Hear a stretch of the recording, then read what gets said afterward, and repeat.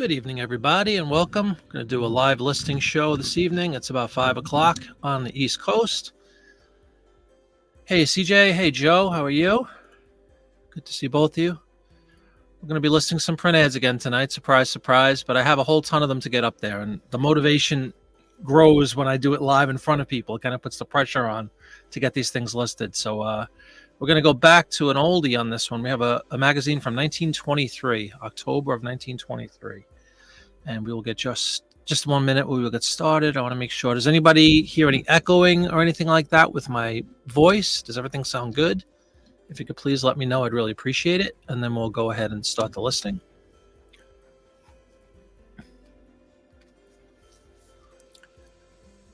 Just like to know if I have any echo on my voice. Hey, Rural Scroll, how are you? Welcome. We're going to do some listing this evening.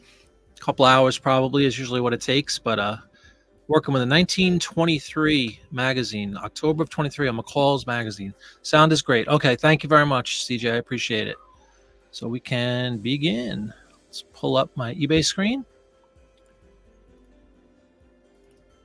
Figure out the proper ratio here. Here we go. Okay. And you can see I have it set up again. I use sell similar all the time, and I just changed some specifics within the listing. Like in this case, we're going to change 1962 to 1923. I have a different SKU for McCall's. I just have, it's MC, and this is the fourth McCall's that I've ripped up. It's one of my newer lots of magazines that I picked up. I got about 50 of them, and they're from like the 19 teens through the 30s. So let's pull this one up, and we'll get started on this. Have some really cool ads. It's amazing. These are big too. These might be bigger than Life magazine. I kept hyping up the fact that Life was the biggest one, but I think this one might actually be a little bit taller. It's 16 inches tall by the same 11-inch width. So they really are a little bit larger, like 2 inches larger than the Life magazines, which is pretty cool. These look fantastic. And you want to talk about poster. You know, these are like poster size practically. Thank you, Ron. How are you? Welcome. Okay, well, let's begin with this first one that I pulled up. I'll bring up the picture a little bit larger so everybody can see it. It is a cream of wheat ad. Cream of wheat, very popular cereal product, obviously. And again, this is all the way back 98, a little over 98 years ago, 1923. And you can see that it's recommended in the top left. It says diet for infants from 12 to 18 months, a baby's specialist advice about the first solid food. So they were recommending cream of wheat as a good starting point for solid food for babies. Nice color photo. Actually, it's an illustration. We always say photo, but it's not a photo. You can see clearly this is an illustration. You have the cream of wheat, you know, insignia there with the gentleman, the chef. You have a bowl of cereal in the middle. So let's get to the first part, which is always, we have 1923. That's what we're working with. And you can see I've adjusted my description, taken from the October 23 edition of McCall's. I've also modified the page size because I usually have 14 by 11 for Life. But again, in this instance, we're looking at a 16 by 11 big ad. I'll show you in just a moment, Roll Scroll. I actually have a whole video series, if you want to check it out after the live show, about vintage print ads. And there's a whole section about shipping and storage, and you can see that exactly the bags that I use. So let's just fill out some particulars. Again, we know it's 1923. We know it's cream of wheat, and that's the format I always follow with the year and then the brand. And then we'll do a search in the category and see if it pulls up cream of wheat. And sure enough, collectibles, advertising, food and beverage, cereal, cream of wheat. Click on that. I'm going to change my store category to food. There we go. So right out of the gate, we're rocking and rolling. We'll go into the, let's see, item specifics now. You can see the brand is already populated. We have an original. It's a multicolor advertisement. Type of advertising would be a print ad. Creation date is 1923. And what's nice about, I know these item specifics can be a pain in the neck for a lot of people, but when you're doing multiples of the same magazine, there's certain ones that are going to be constants. And this is one of them. 1923 is always going to be a constant. Today's for this evening's activities anyway. Not modified, US, and the theme is cereal. All right, so just like that, really quickly, we have our photo up. We have about half the title populated already. We have the category established. We have item specifics established. We have a description established. So let's go in now and we'll take a look at the picture together. And this is where I always ask everybody if they'd like to contribute some ideas for keywords to use in the title. There's a lot, again, to work with here. You have a baby, you have a doctor, you have first food. So let me know what you guys are thinking. Ron, good. Of those three possible responses, I would say good. Good. No, they really are. Thank you. Let's see again. If anybody has any ideas, if we pull up that photo one more time, you could see it. There we go. So I think I'm going to use baby's first food or something like that. Baby's first solid food.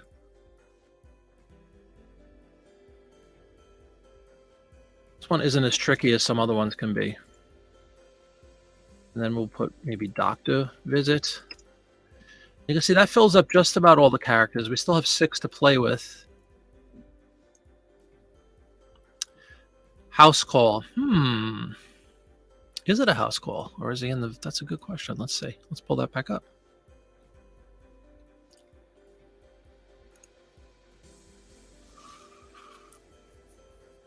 It's kind of hard to tell. Do you think that's an in-home visit? Because you see the baby scale there. I think that might be the office, and it looks like there's some books up on a shelf.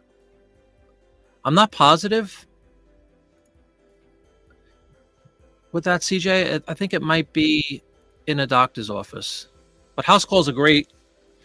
If it was in a house, it would be great. The little black bag, the doctor bag. I remember those days. We used to have... My doctor always used to come when we were little. He did away with that. Yeah.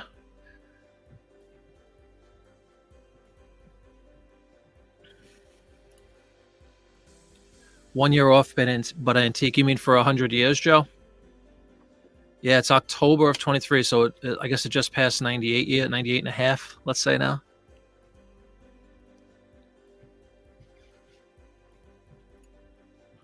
Yeah, thank you. All right, I think that pretty much covers it, right? If anybody could think of maybe one more quick little 5-character or less word we could throw in. Let's take a look. It's kind of funny looking at the kid's face. Even when they draw them, they make them frightened of doctors when they're babies. It's hysterical. Cream of wheat, it says diet for infants. Maybe I'll put diet. Maybe I'll put infant. Let's try. Will that fit? Look at that. Infant fits with nothing to spare. So that's pretty cool. I think we're going to go with that one. If it's okay with everybody agrees, we'll probably let this one go and move on to the next. We have over 20, I think it's 21 or 22 ads we're going to work through this evening. This one's pretty simple as far as, coming up with words, keywords. It's a good one. It's a great size. It would look great in a doctor's office. That, we have a lot of these collectibles are sought after by business owners. Like we have a guy who works down in St. Louis, and he's the head of some sort of Anheuser-Busch Foundation or something like that. So virtually every Bud ad that I put up from the different ads, Budweiser beer ad, he'll kind of pounce on them, which is great. But we have doctors purchase. We have a lot of auto guys like mechanics and workshop owners will pick up old car ads and they frame them and they look really cool in their office. So I think we're going to let this one go. And we'll move on to the next one. But that's how simple that one is. Make sure I have all my particulars in. And we will list. And there's one down.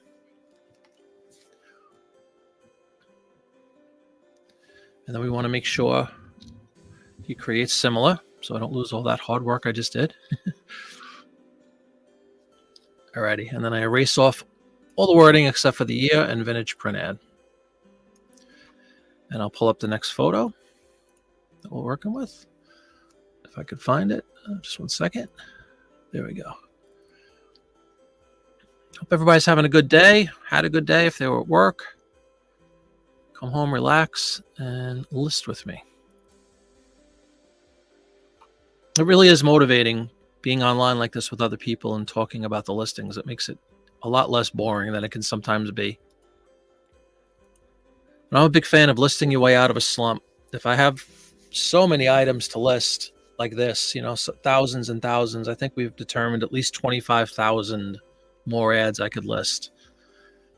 List your way out every single day. Just list, list, list. All right, let's see if we could stick with the theme here. That was for cereal, right? So I'll look. I try to list, as a general rule, like we're in a food category. So I'm going to try to find other food items rather than bouncing back and forth to say food to cars to home goods, back to another car ad, back to another food ad. I kind of just keep it all simple. Yeah, Americana is good, Ron. And depending on the the amount of characters I have left in the title, I'll use that. I recently, who was it? I think Sarah, one of our viewers that comes on quite a bit, Sarah Burns, I believe was the last name. I apologize, Sarah, if I get that wrong, but I think she turned me on to the mid-century modern thing, like the MCM.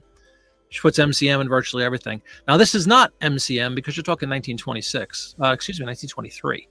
So I will not use MCM for this. All right, let's pull up another food item, and it's a classic. Ooh, the photo is too big, so just give me 1 second. That occasionally happens. eBay has these guidelines for dimensions for photos. I use a flatbed scanner for these larger ones, and it comes out really high. I have, I think, 400 DPI on this, which isn't, incredibly high, but sometimes based on the size and that DPI, the image is just a little bit too big for eBay to accept. So I'm going to go in really fast into my editor and just reduce the size of that one, and we'll see if we can continue on. Sorry about that. Didn't realize it was big. Yeah, like this is a 4198 by 6242, so that's pretty big. Cut that down. Save it, and then I'll be able to pull it back up, and it should import into eBay. Let's try it again. There we go. Good old Campbell's soup. Campbell's tomato soup. Talk about Americana. Oh, CJ, you just got home from work. Good. Well, take a load off, man. Relax and enjoy. And thanks as always for being on. And you always want to contribute, which I appreciate a lot. So thanks for that. Not all may be comfortable with using it anymore. You mean Americana? Yeah. Doesn't bother me any. So let's go up. Again, we'll use the same kind of drill here, right? 1923, we're going to go to Campbell's.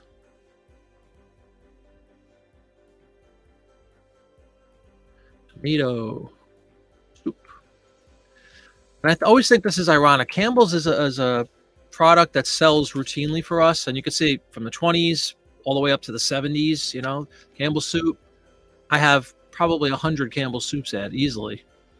I'd have to check that, but I'd say, if not 100, 80, 85 of them from all different decades. They sell constantly. And what astounds me about that is for such a popular product, when we go to category, you'll see they don't have their own brand. It just says soup.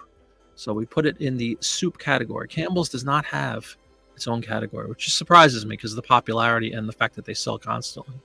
But, pretty simple, right? Campbell's tomato soup.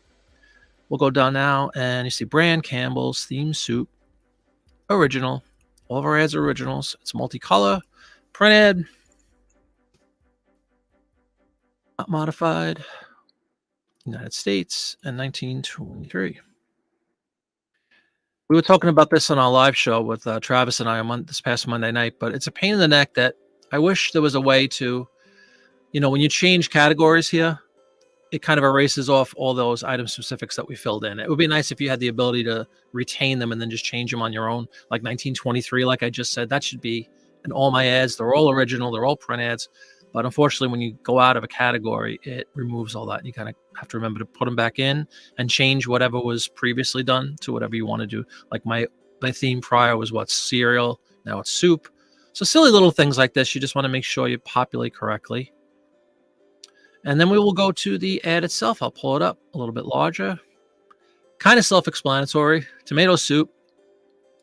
I will blow up a little bit more, and you guys aren't going to be able to see this on StreamYard because you can only share one screen at a time. But if I right-click and open the photo in a new tab, you'll see it blows up really, really large. And I just wanted to see what the little, if you look at the bottom, it's towards the bottom right, it looks like a little girl on a swing. I couldn't tell what she was saying below. It says, when I eat soup, I loop the loop and the giant swing. To put the punch in my daily lunch, Campbell's soup's the thing. So that's just something to distinguish this ad, because tomato soup is tomato soup. There's a million Campbell's tomato soup ads. Not really a lot to say about it. You can see here, it's interesting. It says 21 kinds, 12 cents a can. So I will put in that little girl on a swing, just kind of throw that in to spice up the ordinary nature of a Campbell's soup ad. We'll put little girl on swing. See, there's a lot to play with here. Yeah, 12 cents. The good old days, huh, Joe? But again, it's all relative. They probably made $3,000 a year, total income. So it's kind of all proportionate. Although right now things are out of whack with inflation. But that's a whole other discussion. Alrighty. If anybody can think of any other words, again, let me pull this back up. Is anything? Do you guys see anything interesting? Maybe do you think we should put 12 cents a can? I don't know if that's enticing.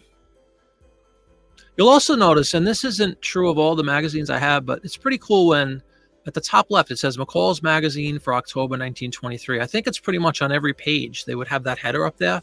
Not all the magazines do, and certainly as the years go on, I guess, it just became less in vogue and they would remove it. But I've had a lot of people send me messages on some of these ads, and they'll literally ask me, let's just say it's a 1956 Life. Many people have asked me before, does it say September 1956 anywhere on the ad? And for Life, I mean, no pun intended, Life magazine. But usually they're not on there, But these older ones, for some reason, they seem to have it, as like I said, as a header on every page, which is kind of cool. And I think the reasoning behind a lot of people wanting to find or have a specific date written on the advertisement, we get a lot of people that look for a magazine on their birth year, like let's say the month and year of their birth, or month and year of their wedding, or month and year of their child's birth, or grandmother's. So a lot of people like to have that, positive identification that the ad is from what I say it's from. It always is, but I guess they just like to see that little timestamp on there, date stamp. Alrighty. 12 cents a can. Let's see if we could fit that. 12 cents a can. It's right to zero again. I love that. We're going to throw it in. All right, so two really simple ones to start off this evening. Again, nothing. Oh, pricing. I had someone ask, and it was a great idea. I did the print ad series and concluded, I think it was the 6th episode a few days ago. And I had somebody come back that enjoyed the series, and she asked a great question. She's like, can you go over your pricing structure, how you search for comps, things like that? Because she said she was overwhelmed by that, just getting into this niche. And I figured now while we're live, maybe she's watching, but if not, you can watch the replay. And I probably will do an extra bonus part to discuss this, but essentially what I do is Campbell's soup, regardless of the year, regardless of the content in the ad, they're almost always just basically the famous, iconic, Campbell's wording and stuff like that. The Campbell's, what is the word that you would use? The label. The Campbell's label is kind of iconic. It's been the same as you see from the 20s, and I'm sure before that. I will almost always list these as $20, $19.99 for the marketing nonsense, but it's really $20. All Campbell's soup ads I have up are $19.99. The majority of my ads, like the cereal ad we had before, I might have made a mistake and listed it as $19.99, but usually I have them up for $15. A one sheet run-of-the-mill ad for like basic items, $15. Campbell's soup, most car ads also I'll put up at $19.99. 2-page ads, which if you've watched some previous shows, we've had a few of them. They come up. I don't think I have any in this one, which is kind of funny. It's almost every magazine I'll find a couple of those centerfold style or 2 pages that are separated. They're usually, again, depending on the topic or the content, at least $19.99. And if it's a car ad, I usually bump it up to $24.99. So this is just my pricing structure that I've, again, just through trial and error and success and failure, come up with. And it seems to be working really well for us. So I'm kind of going to keep that structure. I will go into a video, though, probably to discuss various brand names and various categories and kind of my thought process behind it. But obviously, it's up to everybody else what they think is a good pricing system for them. But that's what I use. Well, anyway, here we go. We got all the characters on our title for 2 straight listings, which is pretty rare and pretty cool. I'm going to list this one. Everything looks good. And we'll bring up the next item.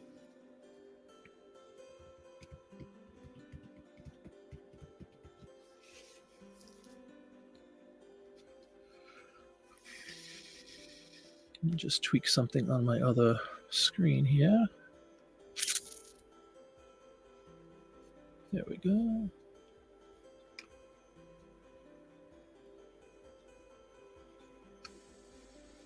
Okay. I want to make sure I could read the YouTube chat on my other screen. Okay, there we go. So let's bring up the next item. Again, create similar, big blue button. Erase off the parts of the title that I'm not going to use again, and keep the parts I am. So vintage print ad is always there. 1923 is always there for tonight. Take away the picture. And again, trying to stick with like items, so we're going to stay in the food category. Let's try to find some more food.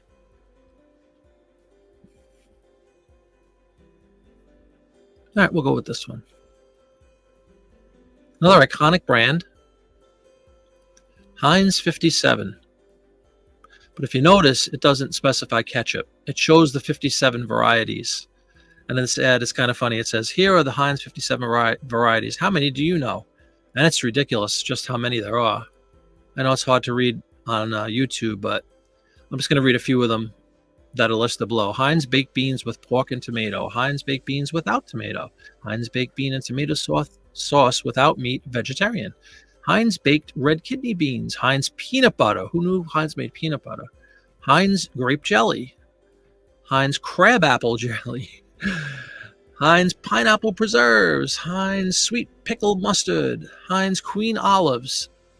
Heinz pure malt vinegar. Heinz tomato ketchup, which is all the way down at number 48.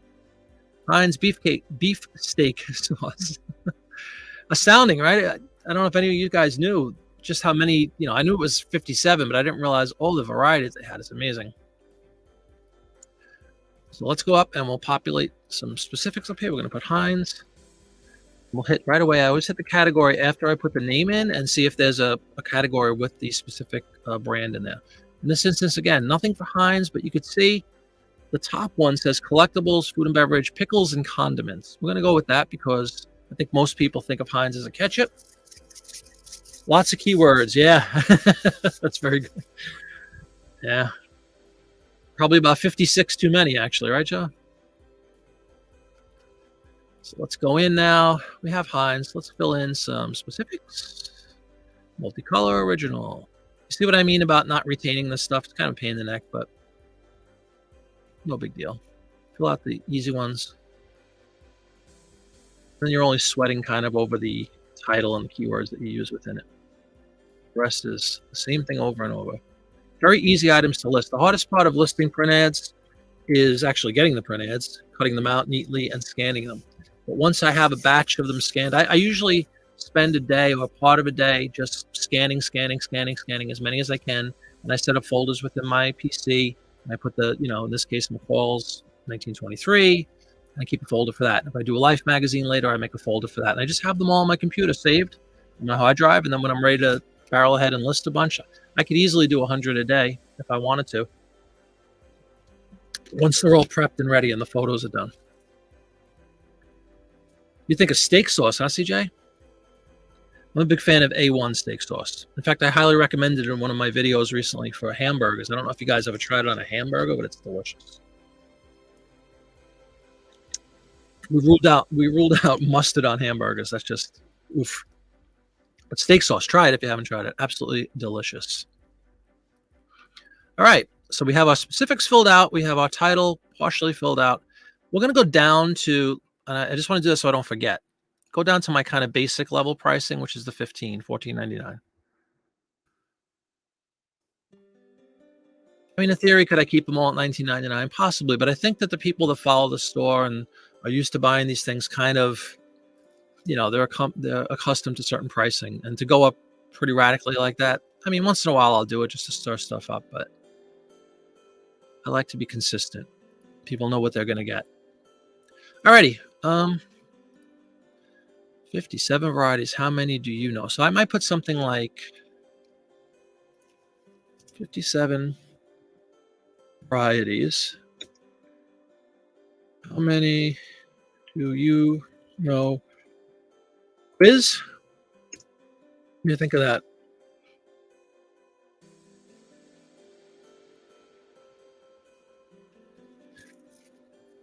And it's funny. It says 56 is just a number, 58 is just a number, but 57 means good things to eat.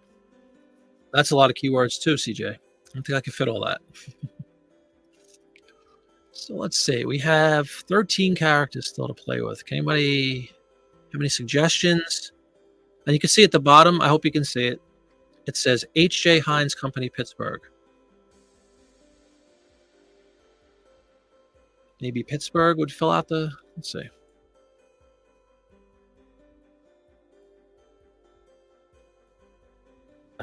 Pittsburgh, PA takes us right to 0 again. On fire. 3 out of 3, filling all of the characters in the title. That's unheard of. That's preferable. They give you the space, you try to use it, right? The more you have in there, the more possibility of being found in search. I think we're going to let that one go, unless anybody has any objections or different ideas. I'm always wide open to hearing those. A few people have come up with some brilliant ideas and really helped a lot.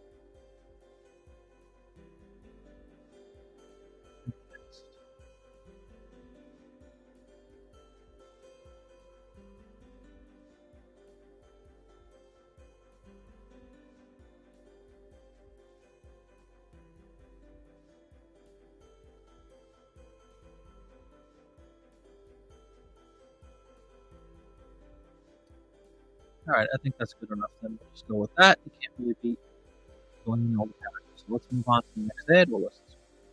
That's what, 3 in the books already? And in real life, if I wasn't speaking to everybody and discussing every single aspect of listing, I think you could kind of see the hint that once you have these things scanned or photographed, however you choose to picture them, it's really simple to go through these easily. Depends on the amount of time, obviously, that you have to spend on listing. If you set aside an hour or 2 hours, whatever time frame works for you personally, get a lot of listings up this way. We feed the machine. eBay likes when we list. All right, again, the drill, resource everything. Let's see if I have any more food ads. If not, we'll move on to a different category.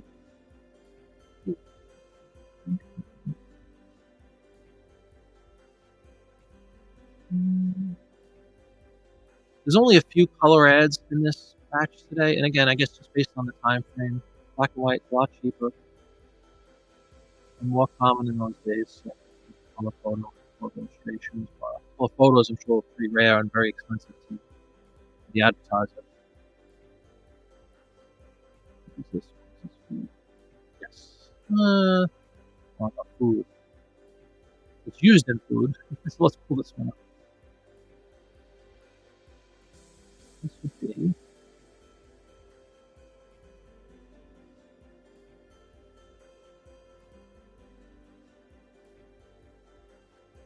advertisement for Crisco digestible vegetable shortening.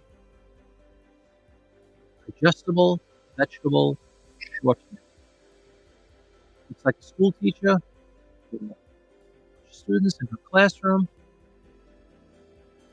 Let's take a look. What do you guys think? Anything jumping off the page in this one? Again, we'll just go in and fill out the branding Crisco.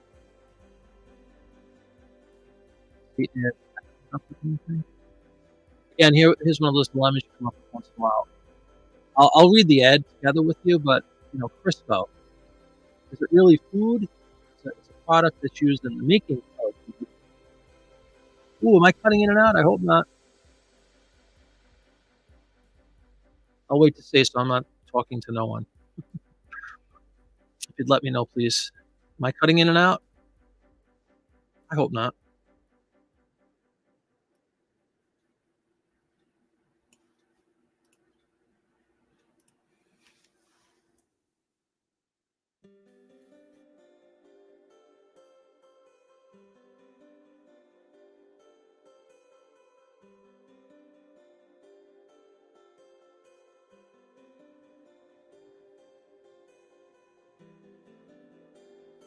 Just let me know, please.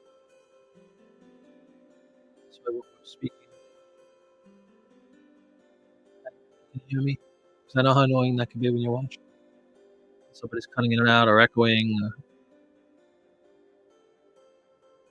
And I assure you, it's not me, which I'm sure everybody says, but it's not. It's StreamYard gets wacky, YouTube gets wacky. It depends on all kinds of different things about the amount of people that are online at a given point and just general glitches. Somebody could let me know. CJ, do you still hear me breaking up?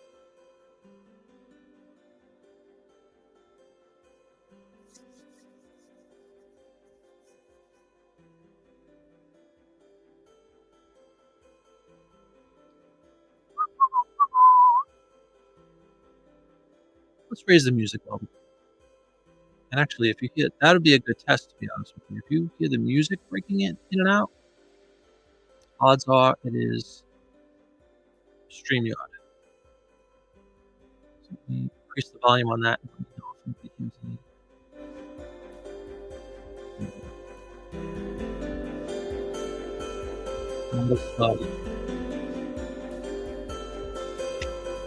How about the music, CJ? Does that sound clear? All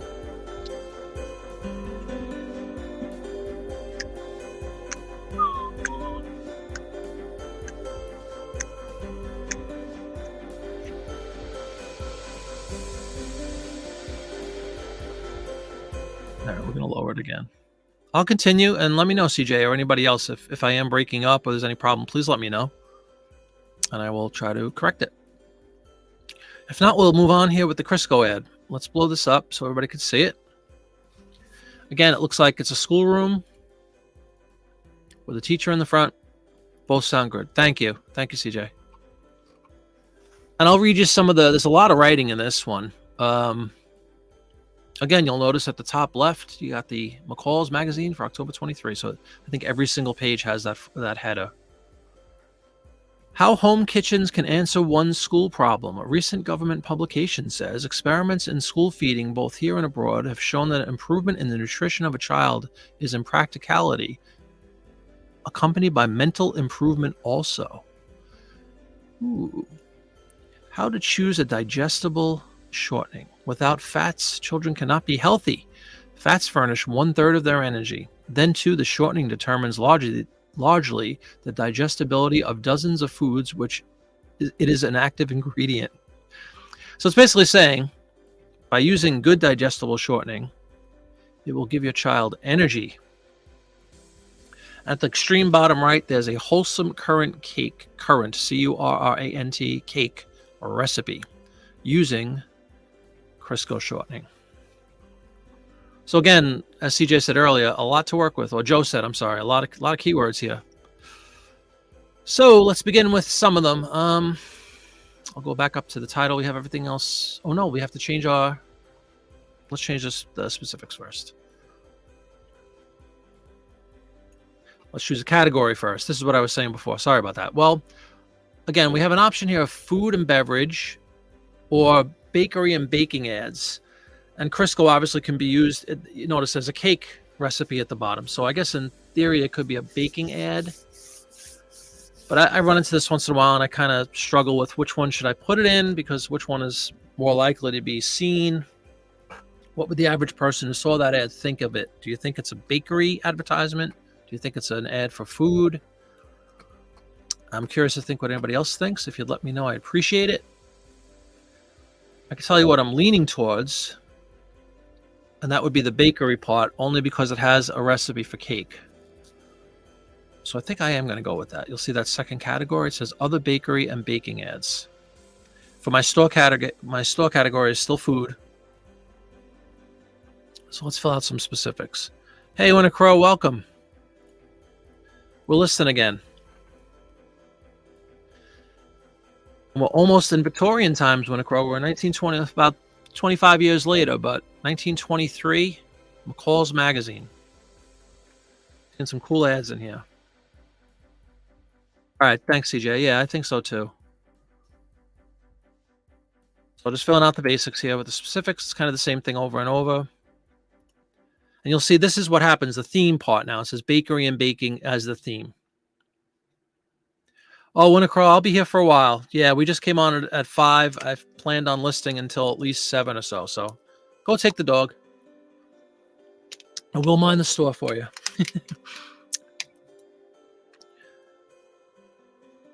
All right. Okay, so we have our specifics filled out. We have a category selected, which we chose as baking. All right. Thanks, Winnicrow. We will see you soon.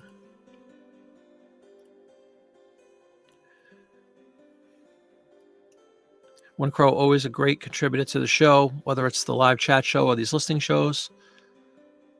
She has her own storefront in a place called New Egypt, New Jersey. If anybody's in that area, I highly recommend you go visit her in her shop. A lot of cool items. She's very knowledgeable about a lot of different things and always a great asset in our shows. I really appreciate her showing up. Okay. We've determined a baking, right? So let's take a look again. What would you guys populate here? To me, schoolroom and teacher are kind of automatic. So I think we'll start with those two and see what we go with. Crisco, I'm going to fill in digestible shortening as opposed to undigestible. Not really sure why they choose to use that word, but there must be a reason. See, that again fills out just about half. I'm going to put schoolroom. Think if I could spell. Schoolroom. Hall room. Teacher. Apple. Classroom. Yeah, I put schoolroom. Do you think classroom? School classroom? That's good. Yeah, I like cake recipe too, Joe.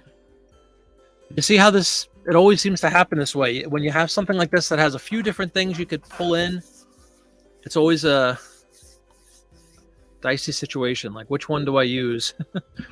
I don't want to overthink it too. Like, I like to get into a flow and just kind of go with it when stuff is self-explanatory. But ones like this that are kind of on the bubble where you could use a couple of different, you can go the baking route, you can go the whole school teachers, school apple on the desk thing, school students. So if I go school classroom teacher, that leaves me with pretty much the whole thing. There's only 3 characters left. But I, like Joe, I kind of like the cake recipe angle too, because that's like a highlight, if you will, right, of this advertisement. Maybe I'll get rid of digestible. What do you think, guys?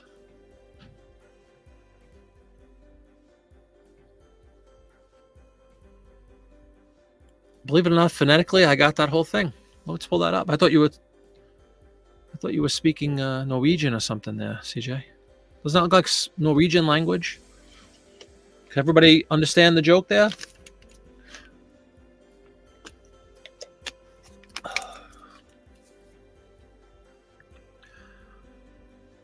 I suffer from the same ailment, CJ. So what do we think? Now we have a little more room. Should I go with the cake recipe, right? We're still down, now we're down to 2 characters left. So I think we hit both elements, right? We hit the school and the teacher, and we hit the cake recipe. Joe, you good with that one? Did you give a stamp of approval? I always need permission before I hit enter. It's the whole purpose of this, is to get feedback from everybody else. Makes me feel better about my listings. And then I'm going to start. I just did on, what day was this? Today's Wednesday, right? Monday, I did my first recent what's sold with the ads. I think we're going to do that every week. And it's always pretty cool. There was a couple that were in a previous live listing show from, I think, Friday that came up and sold on Monday. So you can see how some of them sell almost instantly, and some of them will sit on my eBay thing for a year. All depends. Depends on who's watching, who's looking, who wants an item. But I do know that new listings seem to be kicked up in search, at least initially. There's like a quick burst of activity, and eBay likes that, which is why I think, like most people seem to agree out there that sell on eBay, listing is the way to be successful. Just constantly list. All right. I think we're going to go with this. We have Crisco shortening. I took away digestible. School classroom teacher cake recipe. A lot of groovy keywords in that one, I think. And again, I'm going to stick with the, we fixed the pricing already. Standard $14.99. Let's let it rip. Thanks, CJ. Yeah, right. Isn't that's what I figured. And if I got that feedback from a lot of people. Again, it's motivation. I guess if you know you're going to do all this work and do this listing, it's going to sit there for a year. It might take away some motivation, but it doesn't. And it's all about volume. It's all about volume. Don, the auction professor, buddy of mine, and great channel, inspiring channel. He says that all the time, and he's right. With a multitude of items, it's all about volume. When you have lots of volume of anything, then you suddenly don't care if it sells tomorrow or if it sells in a year. As long as every day there's enough selling to keep your business afloat, that's all that matters. And there are a handful that'll sell almost instantly, and there was a bunch that'll sit there for a year or a year and a half. I sold in the live listing video, there was an RC Cola ad with Betty Grable, which I thought would have sold a lot faster. It's a half a page of Life magazine, so it's a vertical line, so it's like a 5.5-inch by 14-inch advertisement with Betty Grable. And that took like a year or more to sell. And we kind of determined that the reason was it was my old method before I got that big flatbed scanner. I used to kind of use a regular like printer scanner, and I would only put the top half of the ad as one photo, and I'd flip it around and put the other one on the second photo. So you kind of, when you're looking at it visually, you don't get the full image like you get with all of my ads now. You only get half at a time. I think that might have impacted it. But again, it did sell. And that's all that matters. The more you have up, the more will sell. Alrighty. There's another one. Again, we know the drill. Erase off. And pull up a new photo. I'm going to see that might be the end of the food ads already. There weren't that many in today's. But let me just verify. And we can move into a different category, but we'll do a bunch of listings with the same category, so we're not bouncing around like we discussed earlier. Yeah,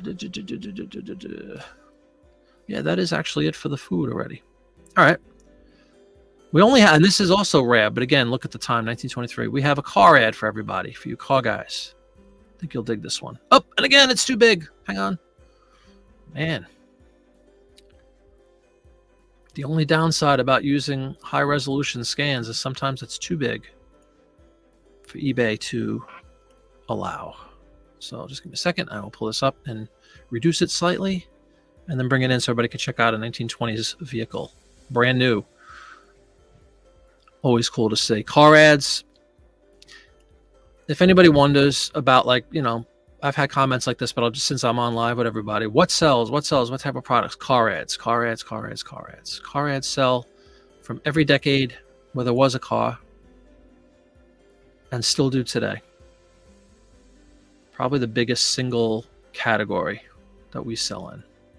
A lot of car collectors, a lot of the dealerships buy from us, mechanics buy from us, just car buffs in general buy from us. Always cool to see. All right, we've reduced the size. Let's pull in the vehicle. And what are we working with today? We're working with a Chevy. Look at that. Pretty cool. Where Town and Country meet, but I don't think it's called a Town and Country. What brand is that? That was Lincoln? Chrysler Town and Country, I think. So no, it's not the name or the model of the vehicle. Let me see if I blow it up, if we could find out what kind of vehicle we're looking at. Well, Chevy enables the city's housewife to buy vegetables, eggs, poultry, and some fruit direct from the farmer's wife, fresh and cheap. Hey, rooting for the Relics. Chugga-boom. Is that like a, hey, what's going on? Chugga-boom? Okay. Yeah, it's funny. At this point, they don't even have a name. Like, they don't have a model. It just says a 2-passenger roadster, 5-passenger touring vehicle, 2-passenger utility, 5-passenger sedan. Those are your choices. But that's a pretty cool ad. It's always good to see those old cars on there. So without further ado, throw in Chevrolet. And you'll see through the magic of eBay, when you throw Chevrolet up there in the title, bam, first one that comes up, advertising automobiles, American Chevrolet. Oh, Penelope Pit Stop. That's funny. I remember that. Sure. From Dastardly. Catch that pigeon. Let me put that up. That's funny. Yep. I used to love that stuff. Alrighty. Now we have Chevrolet as our category, but I have to remember for myself, I have a whole bunch of different store categories. So we're going to go into automobile ads. Alrighty. And again, you can see the specifics all erased off because we went from food or whatever we were just in to automobile. So you kind of have to start from scratch. But the good news is type of advertising, print ad, and make Chevy both come up. Now, in this case, I put black and white instead of just selecting black or white. And that's not a canned category. It's not a canned specific that you can put in. So I always have to type that for some reason. But basically, to me, that means it's a black and white advertisement as opposed to a multicolor. That's all. But we do have an original. We don't know the model yet. It has not been modified. It's in the U.S. U.S. Theme would be automobiles.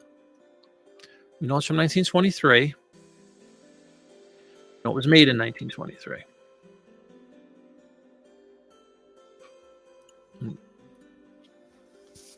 1940 Colliers, yeah.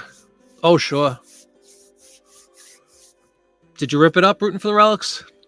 You going to list them?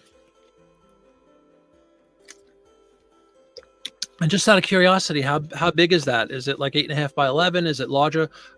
For you guys that are just getting on now, I think this McCall steals the cake as far as the largest ad we have. It is a 16-inch tall by 11-inch wide.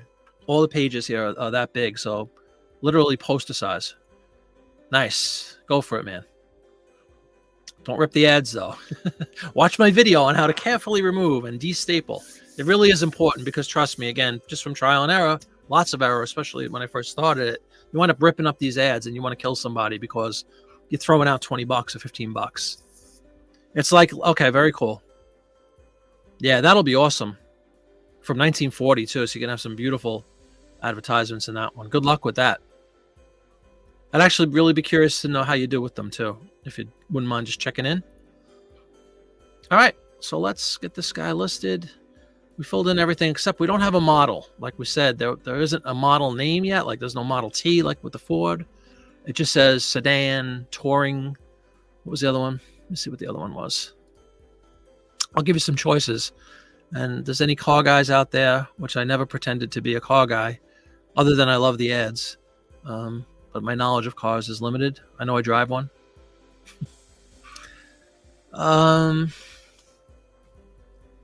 I guess I would put where town and country meet because it's, if you look at the photo, if you guys can see it at the bottom, it's a car obviously pulling up and the wife is getting out and picking up some fruit and vegetables from like a roadside stand.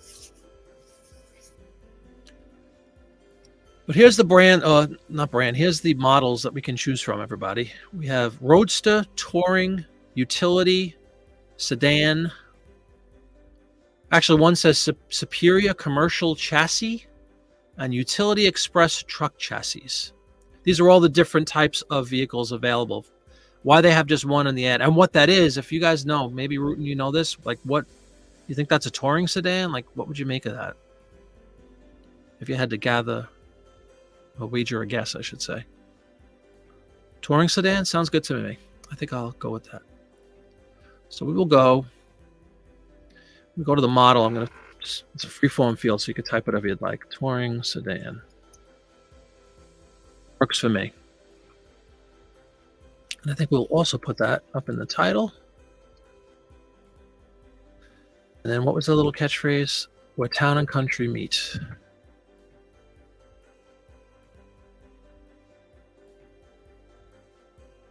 Pretty good.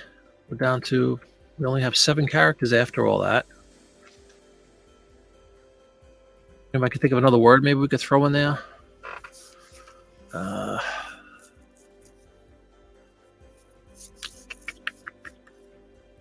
sure what else we could throw in there.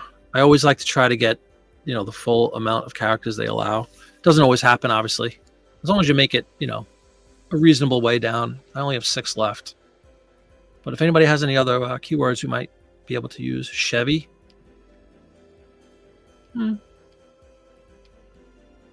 Just because people probably search for that, right? Takes us to 0, which I love, rooting for the relics. We'll go with it. I like that. Does everybody give their stamp of approval? Let me know. Let me know. Speak now, forever hold your peace. I was trying to say speak now. Remember we talked about a little while ago, car ads, automatically at $19.99 for a single ad. Probably make this even higher because it's so old, but we're going to be consistent. We're going to be very consistent. If there was something, and Chevrolet is a Chevrolet, very common car. Some of the more, when you get into the 30s and the 40s and you get Studebakers and, lesser known models that are long since extinct, I might put the price up a little more on those because they're harder to find. But a Chevy is a Chevy, been around forever, still around. So I think that's pretty good for this car ad. And shockingly, from this magazine, it's the only car ad. Usually magazines, I'll find 5 or 10 of them. Very common item, along with cigarettes later on. But we'll get into that as we go through. All right, I think I'm going to let this one go. Make sure we have everything populated. $19.99 list. And then we'll jump into a new category for the next couple.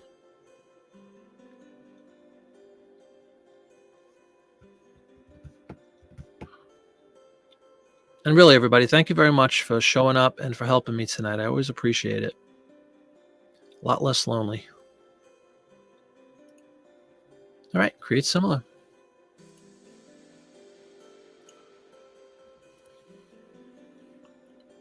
We'll be getting out of Carland and heading into a different category. Let's see. What's up for grabs now? Let's get rid of the car ad. We're going to go with like household cleaning products, believe it or not, because we have a bunch of those. The question is, which one do I begin with? We'll try to stick with some color. I only have, let's say, 1, 2, 3. I think there's only 4 color ads left out of like another 1, 2, 3, 4, 5, 6, 12. Out of 16. So about a third of them left to color and the rest are all black and white ads.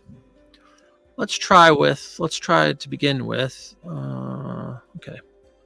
A cleaning product. Bon Ami. Take a look at the picture as I wait for YouTube to catch up with me. There it is. There you go, everybody. Bon Ami cleaning. They had cake and powder available. It almost looks like baking soda or something that you would just throw on. And in this specific ad, it says for cleaning linoleum and Congoleum, whatever that is. If anybody knows, let me know. Linoleum and Congoleum. Another man-made funky product for flooring, apparently.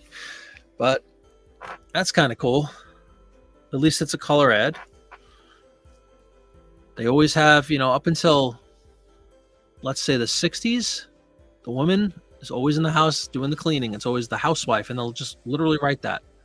Mother says, to clean best, I always use Bon Ami, stuff like that. It's amazing how that was the standard forever until like the 60s, 70s, and people got a little more modern and said, hey, women can wear pants.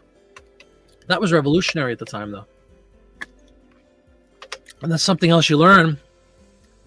Rooting for the relics with the knowledge. A brand of linoleum, okay? As long as you say it with conviction, I'll believe you because I don't know. There for everybody's knowledge. Congoleum is a brand of linoleum. Did we look that up on Google? Hey, Gulf Coast pickers, what's up, guys? We're listing tonight. Thanks for coming on. We're listing 1923 print ads, and we're fielding we're fielding ideas to list them for keywords and stuff like that. All right, so there is our picture. What do? We go up. Let's put in the brand on me, and let's see if they have a category for that brand. Don't. Hey, Sarah, welcome. I missed you. We were just talking about you a little while ago. How you doing with the ads? Have you listed a bunch? Yeah, it's a good question, Joe. Why a baby chick? Bon Ami does not have its own category per se, but it's in the soap and detergent category of household. We will. Yep, absolutely, Sarah. Still made.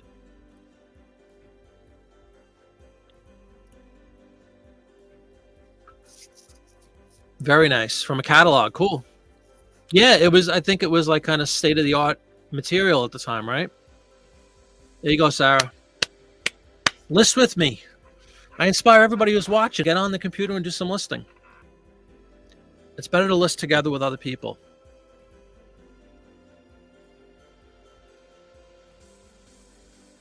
Awesome. Joe asking the question, why a baby chick? That is a great. Let's pull up the baby chick. Let me, I'm going to, again, blow this up. I'm sorry, again, that you can't see this necessarily when you blow it up, but everybody knows the trick, I would imagine. You right-click on the photo, open a new tab, and you get a nice 5 times larger view, which unfortunately on StreamYard I cannot show because it only gives you the option to share one screen at a time.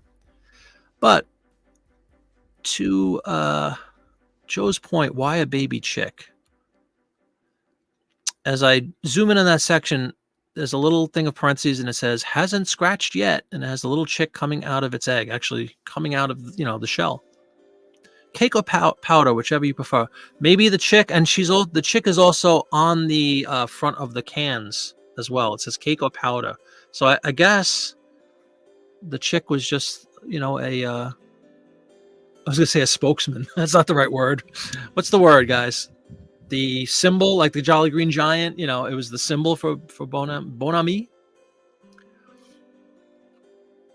And the lady is cleaning, and she's wearing a quite interesting outfit with a hat. Yeah, exactly. Maybe that's what it was, right? Gentle enough for a baby chick, but the baby chick is actually on the box itself. So I guess that was the little mascot. Sarah, thank you for saving me.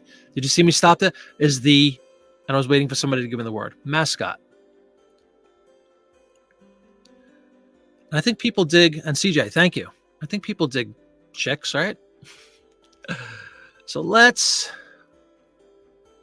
change my category, my store category, to household. Bam. So we are locked and loaded. We have Bon Ami. We have it in the soap and detergent. We have a picture. Let's fill out our specifics. Multicolor, original. Brand is Bon Ami, which is French for... Talk to me, my French-speaking Padres. Preneb. Modified, no. United States. Theme is soap and detergent, 1923. It's like that. Specifics are filled out, and we don't get those nasty, threatening emails from eBay saying you have 200 items that require item specifics. Sarah Burns walks in and takes over the entire show in a matter of seconds with knowledge just oozing out. Let's feature Sarah here with some.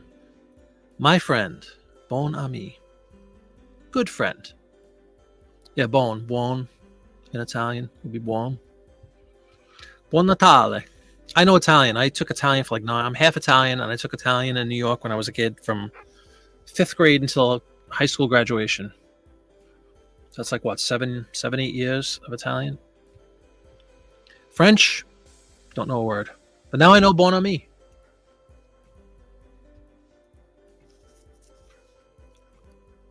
Oh, sorry, I didn't see this. You're taking apart non-stinky. Good. McCall 68. Yeah, nice. 68. Great year. All right. Let's check out our ad one more time. I'm going to start. Let me see. What was my price? I'm going to go back down to our standard for this one. I don't see anything extraordinary. I'm going to gyp the people off here. Okay. Baby chick, I guess we got to throw baby chick in there. I think people are going to dig baby chicks. There's probably baby chick collectors out there. There's collectors for everything, so why not baby chicks? Maybe we put housewife. Maybe we put bucket. Maybe we put linoleum in there, I would think. Woman cleaning. Linoleum. Floor. Baby chick. What do we think, everybody? Saddle shoes.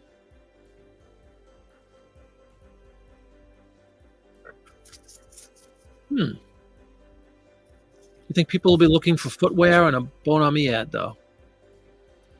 Or you think people will be looking for those shoes and pick up any ad that has shoes in them, whether it's a shoe ad or not?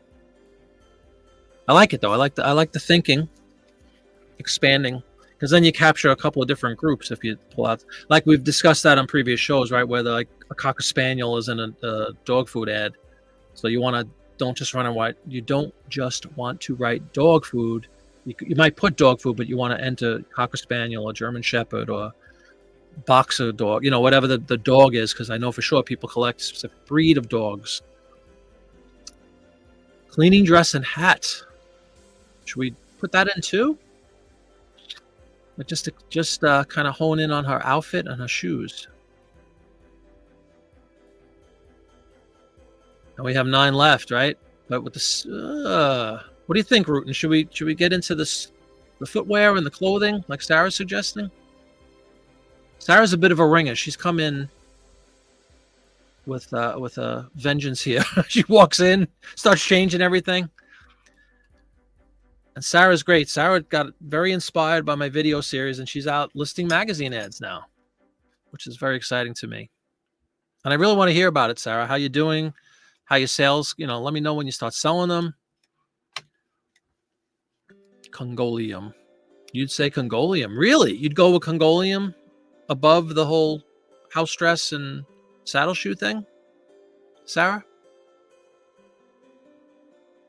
I appeal to your sense of style and marketing savvy.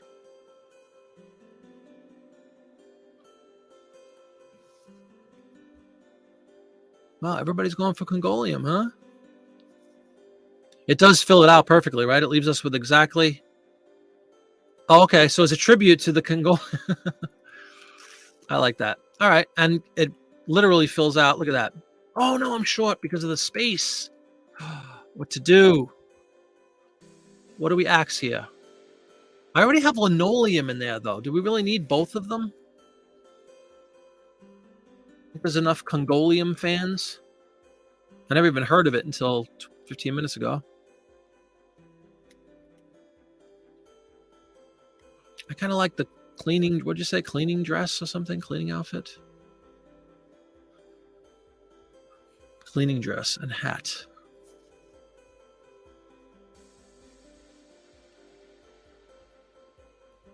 Saddle shoes won't fit. You got to get baby chick in there, right?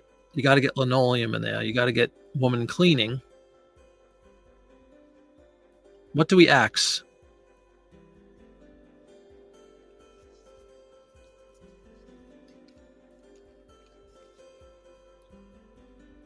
Exactly, Joe. It's a good point.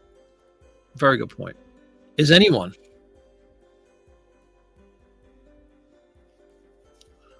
We were talking about that too, Sarah. We're right on the antique is 100, right? And this is October of 23, which is just past 98 years. Very close. Yeah, exactly. Let me pull up some of his comments instead of just staring into space. I'm sorry. So everybody could read what we're writing here. Joe bringing up a very good point. Who is going to search for the word Congolium? I will tell you, if somebody is searching for Congolium, this ad will sell instantly. As soon as that person, how many Congolium ads could, well, you guys can check for me, but how many Congolium ads could there possibly be listed on eBay? Watch, there's probably 20,000 of them. It's a product I've never heard of until a little while ago. Yeah, antique is more, and you're right. This is kind of on the cusp of antique, and we certainly have ads from my I think I talked about this before. My oldest magazines are from 1895 and 6, I believe. So that would certainly be antique at this point. I might even put Victorian, which when Winnie Crow gets back, I'm sure she'll be a big fan of that. She's a Victorian, I would probably put a Victorian era ad or something like that, a Victorian print ad. Whereas antique, I guess from the early 20s and maybe like, let's say from like 1901, I think is when Queen Victoria died. So 1902 to 1920-ish, we'll put antique going forward. But I figured I'd bang out one of these older magazines for everybody because the ones I think this is what, the third listing show so far. They were all like late 60s, not that old, mid 60s. Whereas this one goes back quite a while, and you can see a completely different approach to marketing too back then, which is kind of cool. So what do you think, guys?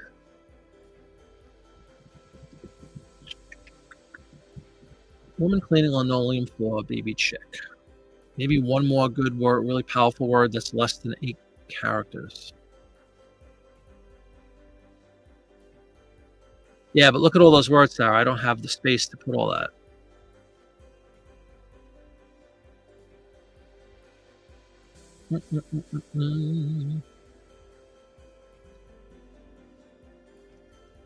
Actually, what is... You guys see the little white box to the right below the chair and the bucket? Maybe bucket would pail or something like that might be a good word. But let me see what that says. I'm going to blow that up and read, see if we can find any goodies in there. It actually just says, principal uses of Bon Ami for cleaning and polishing bathtubs, fine kitchen utensils, white woodwork, aluminum ware, brass, copper, and nickelware, glass baking dishes, windows, mirrors, tiling, white shoes, coming back to those saddle shoes, but they're not white, the hands, linoleum, and congoleum. Those are all the suggested uses for Bon Ami, cleaning powder. Well, what about powder? Cleaning powder. Maybe I could put that in as a word at the end. Powder. Cleaning powder.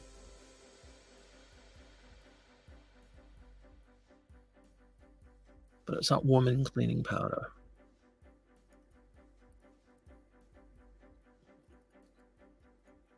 Let's move this around. Bon Ami powder vintage print. That takes us, look at that. Then we only have one character left. What do you guys think of that? And Sarah, I need clarification if you would, because you seem to be an expert on this stuff, which I really, really appreciate. What is a saddle shoe? Does anybody know what's that like? Is that something I should look for, you think? Is it something that people search for saddle shoes? Because if so, I'd be happy to incorporate it if I come upon them again. But I'd have to kind of know what I'm looking for.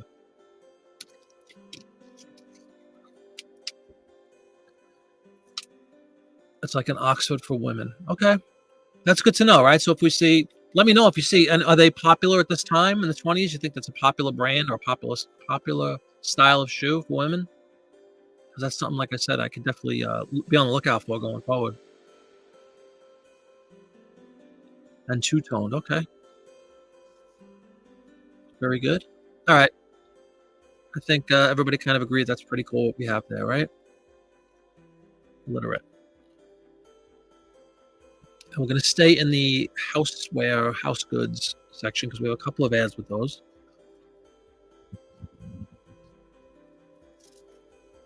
All right, create similar. CJ is asking, are they black and white? I mean, I could picture the black, like, you know, like in the 40s with the Sinatra, the Bobby socks, as they called them. A lot of the girls wore those black and white shoes, like white with like a black over the middle and just regular shoelaces. That's what, I didn't know that was called saddle shoe, though. Maybe I'm wrong. Maybe it's not called a saddle shoe, but that's a kind of shoe I'd see a lot in the 40s ads and even early 50s. I never thought of using that as a keyword, but doesn't mean it can't be used. All right, we got rid of the Bon Ami. And we will go to a couple of cool soap ads. First being Palmolive. If everybody remembers the commercial from the 70s with Madge putting the hands in the Palmolive dishwashing, it was good on your hands, and you're soaking in it. I remember that. But Palmolive, we have an actual bar of Palmolive soap here from the 20s. And again, right out of the gate, I see an infant. I see a baby. I see a mommy. All good things, all good keywords to use. And you see how, guys, this is something I wanted to point out again that I think I brought up last time, but I'm going to bring it up again in case anybody is watching that didn't see the last show. You see how this ad, when you blow it up, it looks kind of washed out almost and ultra bright. It's not really like that. And my scanner, my flatbed scanner is very, very good and very detailed. But occasionally when you do these scans on certain colors, for whatever reason, it kind of gives this it actually hurts my eyes just looking at the computer screen. I have a very big computer screen. It's kind of like washed out a little bit, and ultra bright. It almost has like a yellowish tint to it. So what I'm going to do, I'll show you this live. So here's a before kind of a shot, right? I'm going to do a very minor tweaking to this photo. Brown and white. Okay. Let me pull that up so I can read those shoes again. All right. So is that the style that I was describing, Sarah? Like, think of like the Sinatra, the Bobby socks. If you pull that up on Google, you'll see the girls all have those shoes. I never know. Maybe that's the saddle shoe. I just never knew what it was called. Let me fix this one ad so you guys can see the difference with the brightness. Because I think that's a little bit too harsh to show. It doesn't present as well as it really should. It doesn't look like that in real life. So I certainly don't want to make it look lousy to my potential buyer. I'm going to tone this guy down a little bit. And soften it a bit.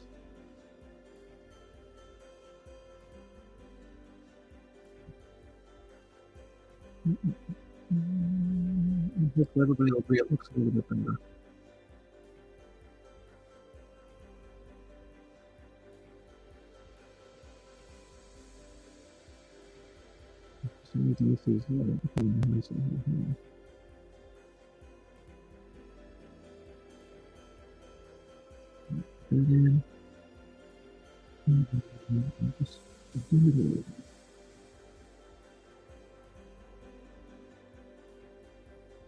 What it does specifically is it gets rid of that yellow. I don't like that yellow, bright yellow look to it.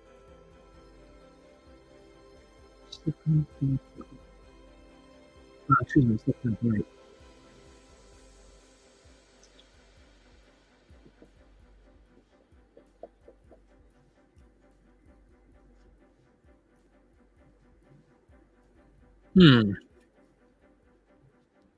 Hey, Winnicrow, welcome back. She wore saddle shoes. All the girls wore them to school, right?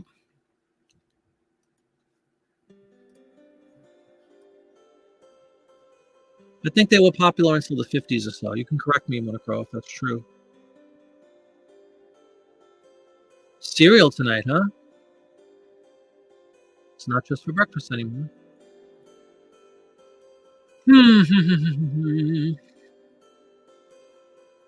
Okay, there we go. I think that takes it down a little bit. Well, after all this talking, it doesn't look that much better. It looks a little better, a little less harsh on the eye. So let me pull it in for everyone and tell me if you think it looks a little better than it did before. You see that? Kind of got rid of that yellowing, but it's still like, I guess it's the contrast. We were trying to figure this out last time. I think the contrast is higher. For whatever reason, the scan with certain colors, the contrast comes out a little bit too intensely, and it makes this kind of bright, like I said, yellowing almost. Sometimes there's a ring around the collar. It's like a ring, an artificial ring that comes around the. It might be something to do with the type of paper it is or the age of paper. It only happens once in a while, but it frustrates me because, like I said, it doesn't look like that in reality. When you look at the physical ad, it's not that bright and harsh like that. So, anyway, this is better than it was. So we're going to go with it.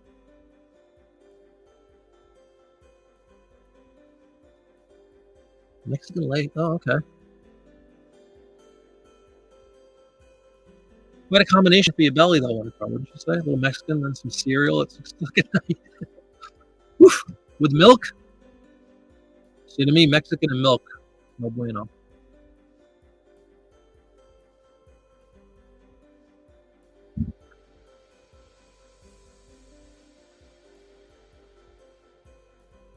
Yeah, exactly. Like that's what I'm trying to figure out, and it's I have the same setting all the time, and it works well 99% of the time. But there's just, if you notice, this ad has a whole bunch of white, right? The page, so much of it is white.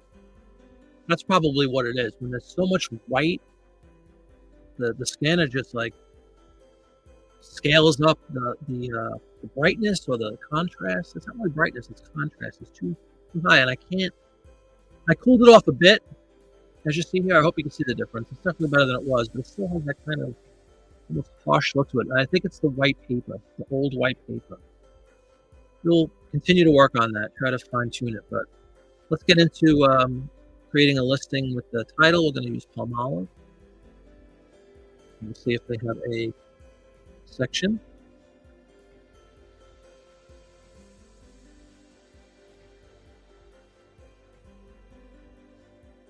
Palmolive soap.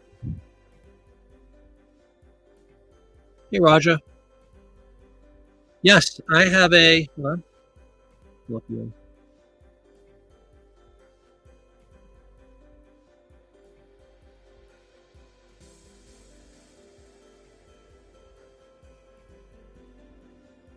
There we go.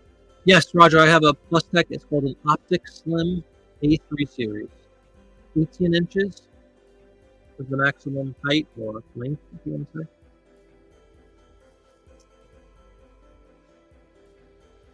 It's a great scanner, though, Roger. Wouldn't you agree? I mean, it accommodates. This is a beast. This ad that well, the ads that we're working with tonight is 16 inches long by 11 inches wide. They're big.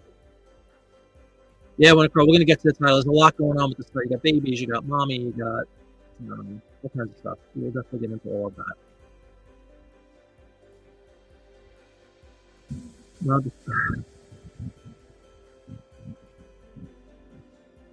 That was just on your phone, though? What kind of phone, Sarah? Is it an iPhone or Android? I'm not going to say Windows phone anymore. What company do they have it? They lasted about 6 months. Hey, Bartomania, welcome. All right. iPhone, yeah. Hey, Sarah, do you use a light box when you're listing? Because I know I know it's true of iPhones, it's probably true of Android too, but we have a light box that we use for goods that aren't scannable, obviously. And it happens all the time. For records, for example, I do a lot of records in 78 in the store. And if you're taking a photo of the cover, which by the way frustrates me, a typical album cover. Yeah, it's here. Typical album cover, let's see what the measurement is. I think it's 13. It's like 12 and a half, 13 inches square. Just a little bit too big to fit, and even though my huge, big old scanner is 18 by 11, just a little bit too big, or I would scan my album covers. It would be so much easier. But anyway, I use a light box to take the photograph, and with the iPhones and with the other phones, I'm sure you know this too, Sarah. Depending on how far away you are from the light box, the white suddenly turns like a weird yellow color, and like it's all because I think the lens is focusing on certain things. It can be very frustrating.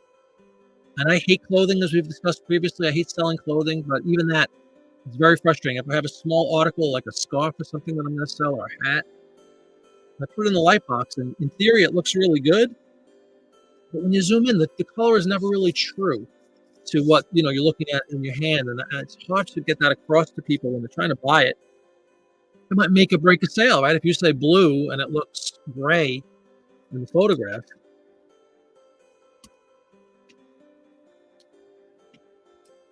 Watermania, the TV celebrity, yes. Great video. I'm sure everybody checked it out. I hope everybody checked it out. The Purple Heart returning. Oh, you have an MN1680. Okay. What are the specs on that, Roger? Is it similar as far as the size that it can accommodate?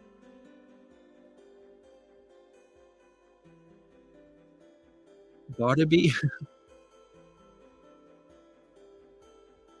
It's a white shoe cubby from Mother. That's cool. There you go. Good ideas all around right there, Sarah. Really? We had a sound issue earlier. Does anybody hear me like I'm underwater? I certainly hope not. Hope not. Hope not. Hope not.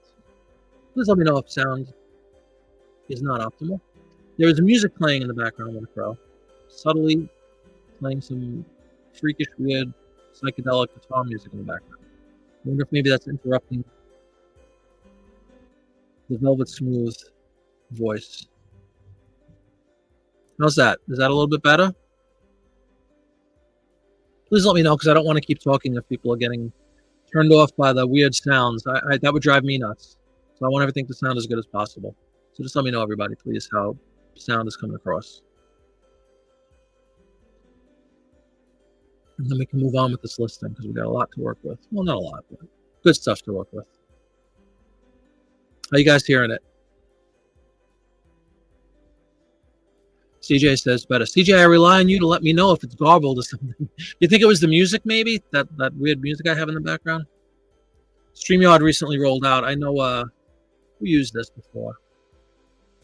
I think Primetime used this in his show. He was jumping around with different sound effects. They gave you like maybe 6 or 7 songs you could just kind of play looping in the background that are copyright free.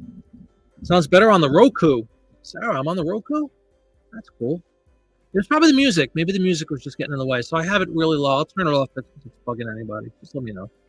Let's go to this listing. So I know Winter Crow wants to dive in with some suggestions. She is a suggestion. I can still make out what you're saying. Well, that's always good. Oh, it's a large A3 scanner. Okay, cool. Yeah, washed out images. Now, is that a universal setting that you've updated? Like, or do you just, when you get that washed out effect, you change it for the specific? Because 99% of my listings, like I was saying, or my scans, they look fantastic. But every once in a while, like the one we have up now, I had to tweak a little because it was very washed out and harsh, and contrast was ridiculous. And again, it looks nothing like the actual piece of paper that I was holding in my hand. So I'm curious to know if you have to tweak a setting just for those sorts of items. And I think Winter Crow is agreeing. It might just be the color of the paper that the majority of this specific ad that I'm pulling up, I'll pull it up again. You see how it's like mostly white, and just a little bit of typing and very small photos or drawings, illustrations. I think that might play a role, the white paper. It's just like artificially cranking up the contrast or something. The scanner is compensating. I think Joe said that. Like it's overcompensating for some reason. The voice is better, everybody? No more garbling, I hope. All right, we have Palmolive soap. We have it in the soap category. We're still in household. Let's fill out some specifics. You can see the brand popped up, Palmolive. Everything else, pretty cool. Since we're in the same category, you notice it didn't change anything. So that makes this one really simple. All the others, they're exactly the same. We just changed our brand. We're still in soap and detergent. Very cool. Pricing, we're going to keep at the same $15. Okay, so now we can play around with the title and keywords. Certainly, your own mild Palmolive is the ideal soap for your baby. So we have mother and baby. We have, let me see what this says, this 3,000-year-old thing on the corner. Oh, we have ancient Egyptians down there, if anybody didn't know. If you look at the bottom right, yes, a flapper. Love that keyword, the flappers. I used it for something in a recent ad I listed. I can't remember what it was, but that's a great keyword, everybody. Flappers. Hey, Artie Mike, how you doing? Welcome. You're just in time. Yeah, I like the flapper, absolutely. We have a baby. Anyway, at the bottom right of this ad, everybody, you can kind of make it out, I guess. You see a tree, and it looks like, if you look really closely, you can see the pyramids there, the great pyramids we got going too. Well, let me reduce this comment so you guys can see. Sorry about that. There we go. If you look down here, this is actually, you have the great pyramids back there. They're on the Nile, and there's a little baby. I don't think it's Moses, but there is a baby laying there and a couple of women. Is the date in the title? Always. We always thought 1923. You like motherhood, rooting for Alex? As opposed to what? Like as opposed to putting mother and baby? We want to get baby in there, though, don't we? And we want to get Egypt in there. We want to get Egyptians or the Nile River or 3,000. Yeah, it says up 3,000 years old. And then at the bottom right, it's an image of what's supposed to be Egyptian women with a baby on the Nile River with the pyramids in the background, all kind of really, congested into a very tiny portion of the ad. And I would think that those are good keywords, kind of unique. And it's kind of fun. This is a perfect example of one of those ads that has a lot more going for it than you realize at first glance. You just think, oh, okay, it's soap and a baby and a mom. Let's list it. But, who knew? If you look closely, it's actually Egyptians and the Nile River and Great Pyramids and, other huge other things that we could add. Flappy Bob, yes. The haircut. All right. How would we word this, everybody? You guys are liking the motherhood angle. I got to get Egypt in there. We got to get Flapper in there. Flapper mom. What should we put? Flapper mom and baby. And then Egypt. I'm just filling out words. This doesn't necessarily mean Nile and pyramid. Those are kind of the things we're working with. I don't know that it flows very well, obviously, but again, let's discuss. Switch this around. Infant childhood. Egyptiana. And that would cover Nile and pyramid and everything if you just throw Egyptiana in there.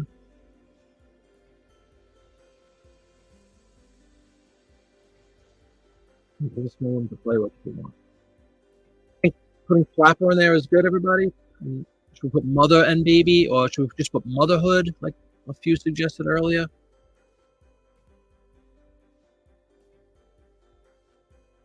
Oh, Roger, beautiful. I hope you don't mind. I'm going to copy what you wrote, okay? Let's see if I can play around with mine. Hopefully the comparable settings, and I can play around with it. Yeah, the eBay photo tool is cool. See, as you guys see, I'm still using the old listing tool. It's just familiarity. I'm used to it. I know the new one some people use. I tried it a little bit. I'll get used to it like everything else. Right now, I like the way I list. I like my listing tool the way I've been using it for a couple of years. Good to know, Joe. Motherhood gets a lot of search, huh? Yeah, I had Egypt in there when it go, and you hooked me up with this Egyptiana. I like motherhood. I had, let's see, what did I have before? Egypt, Nile, because it's the Nile River. River pyramid. I'm not going to be able to. Nile pyramid. Yeah, I like mother and child too. What happened to motherhood? Everybody was high on the motherhood angle a couple of minutes ago. I know it's a bizarre combination. Look at that combination, everybody. You got the Flappers, right? The 20s girls, motherhood, and then you go right to Egypt and, the Nile River. It's quite a combination of keywords. But again, now you're pulling in people that are interested in Egyptiana, the new word that Winter Crow taught me. You got people that are going to be interested in the Flappers. You got people that are going to be interested in mother and baby stuff, and soap, and Palmolive. And a lot of different angles, a lot of different people that could be. Strangely enough, it isn't an ad for it. Oh, that's hysterical. It looks like baby Moses. Look at this, a chiropractor, everybody. Where's my drum fill sound effect? I'm going to have to come up with one. I like that, Rutan. Yeah, that's what I'm saying. It's a hodgepodge title, but if you think about it, do you really want to leave out any of that stuff? Like,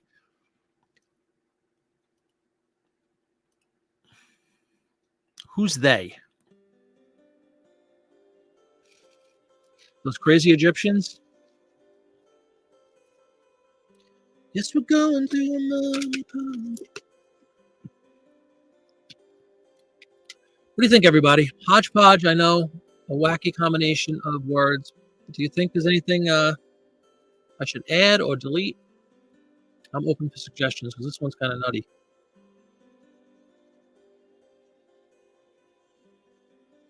Flapper because of the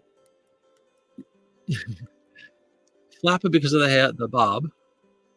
Motherhood was kind of that all-encompassing term instead of saying mother and baby or mom and baby or mother and child.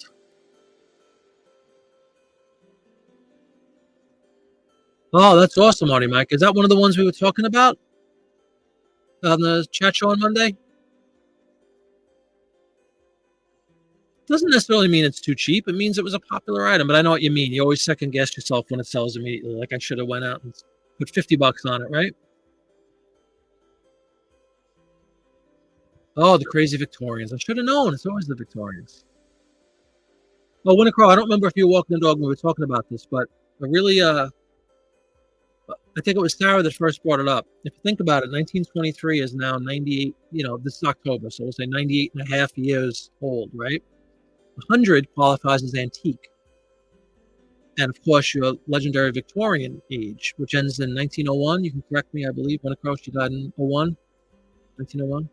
So my thing was going to be from now on with these ads, any ad that's between 1902, even though you could put Edwardian technically, but 1902 to 1921, I guess now, or 22 would be antique print ad instead of vintage. That's kind of cool.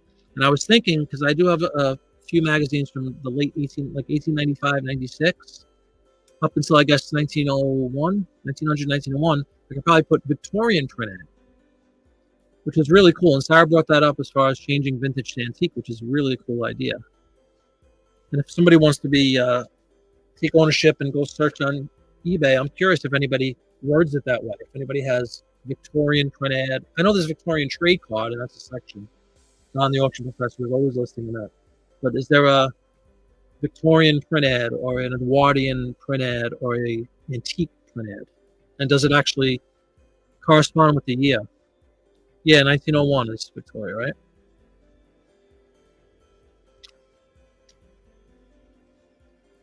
Marty Mike with a sale. We were talking about these beer bottles. It was something we were looking up on with Travis, I believe, on Worth Point, right? Marty Mike? That's awesome to know it sold so fast, though. You didn't get, how much did you spend on it? It wasn't a lot of money. So take your $14.50 and run. That's what I say. All right, guys, what do we think? Should we let this one go? Olive Soap, Flapper, Motherhood, Egypt, Nile, Pyramid. And like Sarah said, everything but Moses, which theoretically, that might be Moses or a depiction of Moses. I don't know. It's a baby. It says 3,000 years ago. Let's see. I'll read this one more time. At the bottom right, it says, well, it could be, I swear it could be Moses. Well, there's even camels on there, everybody.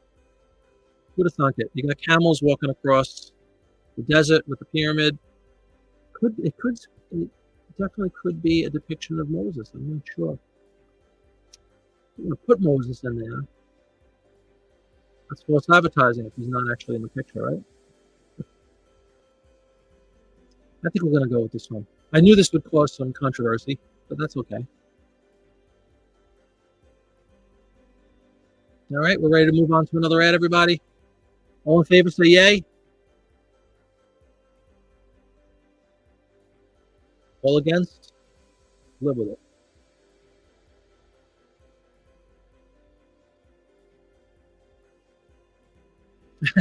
Oh, they're all empty. The question is, did you make them empty? No, you bought them empty. Yeah, so $1 for all. Come on. Yeah, $100 for that one, huh? Good luck. Let us know, okay? That sells. I hope it does. All right, everybody, we're going to list this one. Let's see what happens. I'll let you all know about this. This is going to be an interesting ad. Again, little things to just look out for, and I'm sure this is in not just in print ads, it's in any listing. Because I put Egypt in the title, right away eBay suggests that I change the country of manufacture to Egypt, which is not the case, but just look out for stuff like that, because I think if you're going quickly and you just kind of click their suggestions, you're going to wind up screwing it up. It's certainly not an Egyptian ad. All right, so we will list this one, and we'll move on to the next one. Let her rip. Nicole, did you work on that T-shirt yet? I'm old, I'm tired, I'm cranky. That was genius. All right, create similar.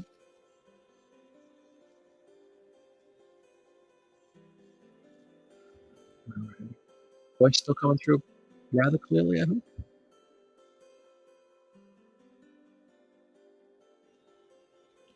All right, like I said, we only have a couple of colors left, so let's go to another colored one. We'll stick with the whole soap thing.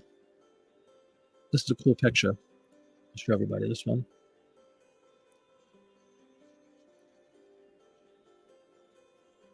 I think it's really interesting in this one. You see it says Fab, which I know is a detergent, right? But I think there's a few things interesting about this. It's a really cute picture, obviously, illustration. Again, I don't know how well you guys can see this on YouTube. I'm cranky, I'm old, and I hurt. That's it. That's the T-shirt.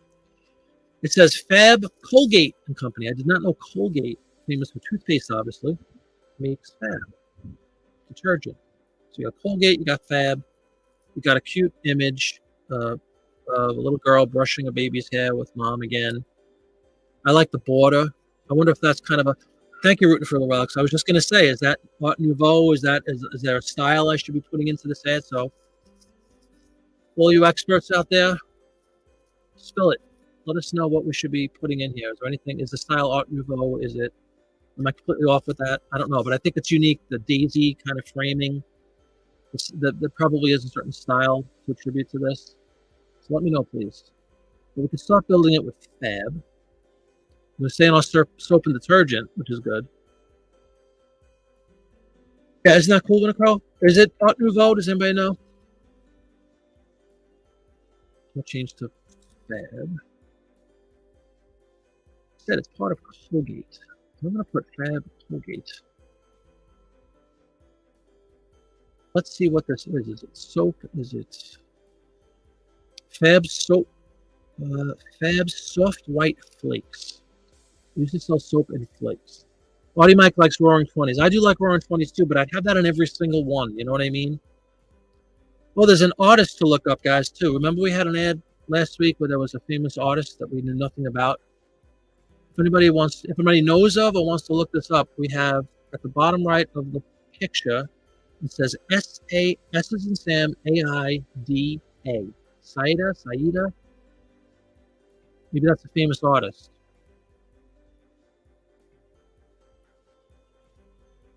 Audrey Beardsley. It's Saida, Winnicrow. S-A-I-D-A, Saida, or Saida. I'm not sure how to pronounce it. But the style itself, is it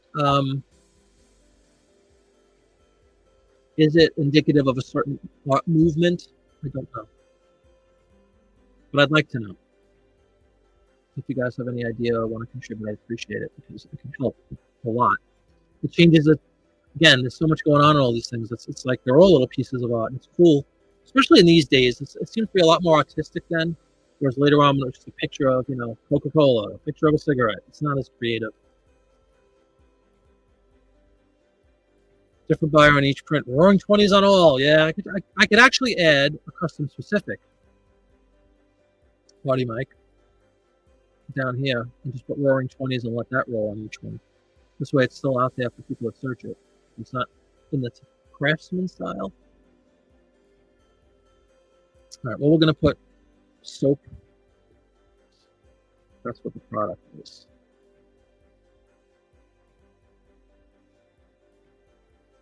Art Deco. Okay, cool. Winnicrow. All right, we have all this filled out, so let's just play with the title now and get some very, very good keywords. Anybody know about this artist yet? You guys looking this up? Are familiar with them? I'm going to type it for you guys to see. Artist is.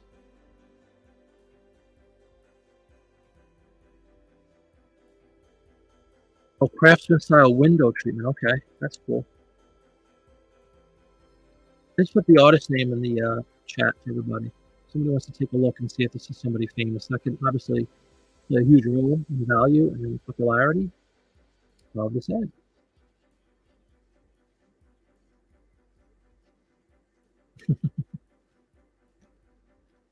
Do we think it's Art Nouveau or Art Deco? Baby. Is she in the bathtub? I didn't even see that. No, she's on a table. Here's another motherhood potential. But again, we only have 29, and I want to get some of these cool art terms in, or if that artist is famous, I want to put he or she in there too.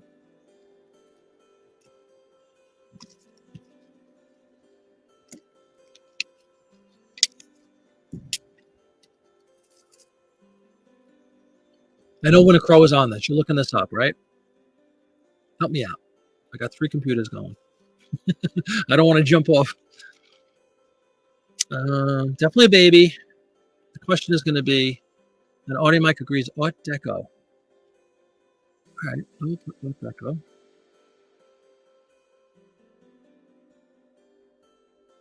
Family, children, bath time. I like bath time too. Rooting for the relics. Really, Joe? Is that right? And are there a lot of listings with motherhood, Joe?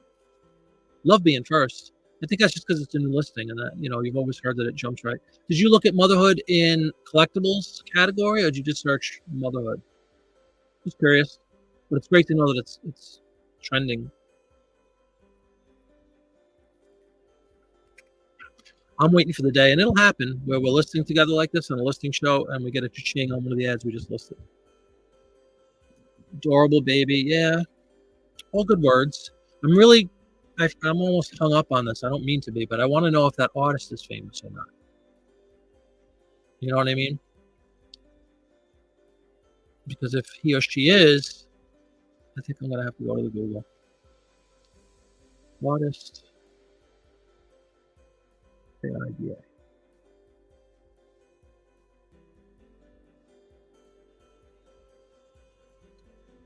What is it? Lebanese artist called Saida. For just the word, okay. And mine comes at the first listing. That's incredible.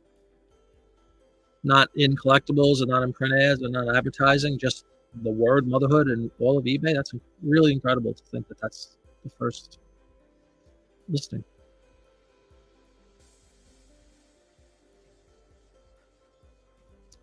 Somebody named Saida. Oh my goodness, it doesn't look like her style at all, but oh no, this is somebody currently. Okay. What is Saida 1920s? Search. Oh, hits on the artist, huh?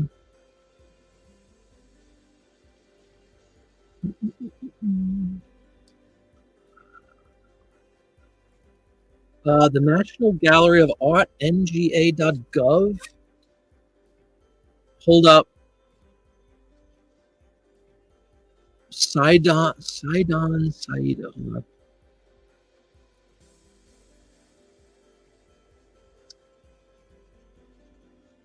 Let's look up Sidon and see that. SIDON. This is the name that comes up.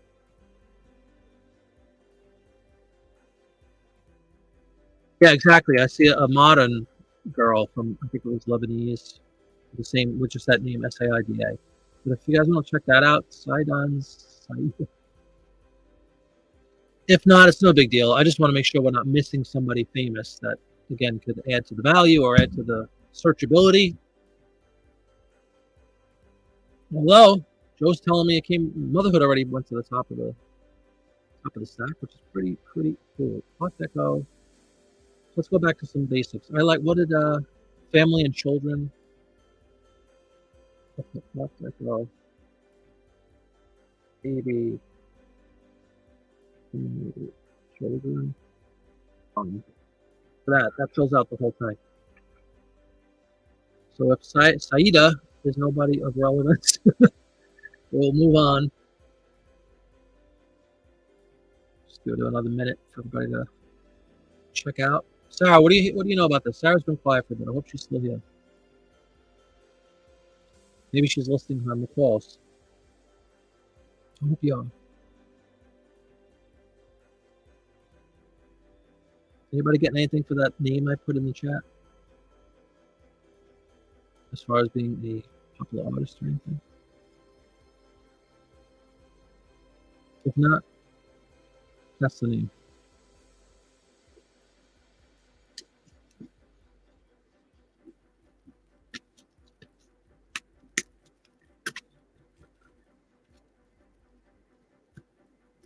I guess not. So let's move on. Oh, the artist known as Saida, her real name was what?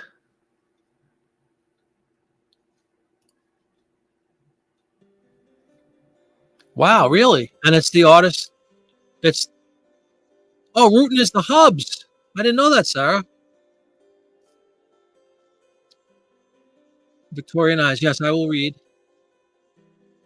Art Deco, we got in there. Yep. Oh, so you're feeding him all this information? Is that what you're telling me, Sarah? Poor guy. I thought Rootin' was a ringer in here. Turns out Sarah's just feeding him information. I'm just kidding. We got Art Deco. Okay, let's find the children's books from that period that she illustrated. Ooh, very cool. Anything else? Like, well, we're sitting in a double recliner watching Roku. Oh, that's awesome. Kick him back, huh? He's the researcher. Oh, great. Well, thank you very much for researching. All right, let's read for the Victorian. It reads as follows: 1923 Fab Colgate, because that's the two brands. Soap Flakes, vintage print ad, Art Deco, baby, family, children, mom. She's a Dutch illustrator. Does that change in any way the Art Deco angle? Like, is there a Dutch, short of Rembrandt, who I think is Dutch? Is there a Dutch style or something that I should be putting in there? You think she's worthy of mentioning as the artist? H. And that's a great job, Rutan. Really is.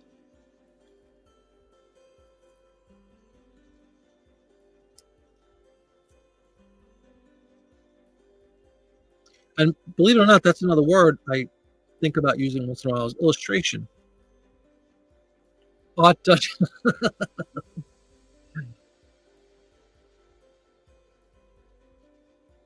Put Sidon's. Is that her full name? Oh no, that's the pen name, right? Or the put Fab on. Oh, really? All right. Everybody's got a different opinion. Let's see. Right, I see. Capital Fab. Got it. Art Dutchco. It's historical.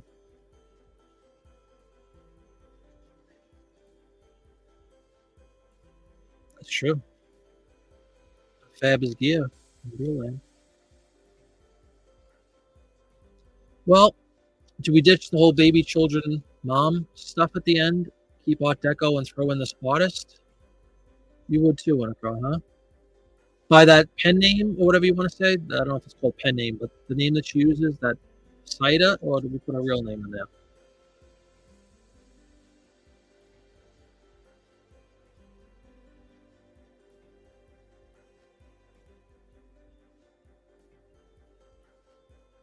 Well, that's interesting. Really, Sarah?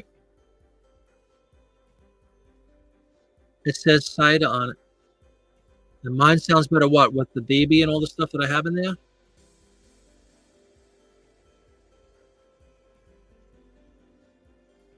But like, is she somebody of renown that I should mention? Like, you don't want to not mention. I could, again, a really cool feature on eBay for those who, if you don't use it, you should. Just add a custom item specific. Something like that where we want to throw in something extra that doesn't fit in your title, and you can still have people search for it. So maybe if she's not like that renowned, maybe I just put the name of the artist as a custom specific, or maybe I put her in the title and move something that's in the title to a custom specific. What do you guys think?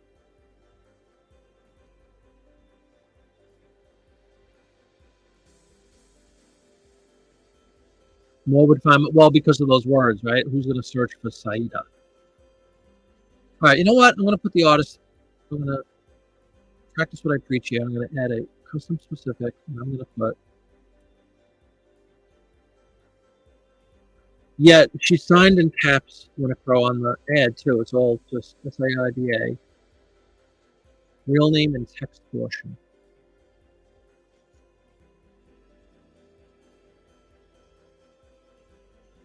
What's her real name again? Long live copy and paste, everybody. So scroll up and find the real name. Somebody was kind enough to put the. I think it was Rutan, right? Put the full name somewhere. Try to find it. Here we go. H. Willowback. Oh, man.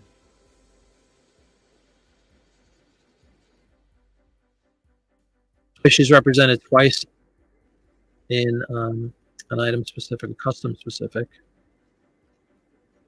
Yeah, they might. But kind of like Sarah said, right? Aren't a lot more people obviously going to search for baby and child and mother and Art Deco than are going to search for an obscure artist? I did capitalize the fab.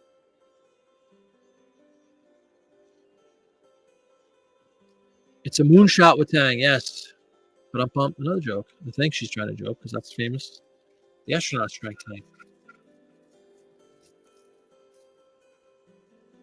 Okay. What do you think, everybody, about?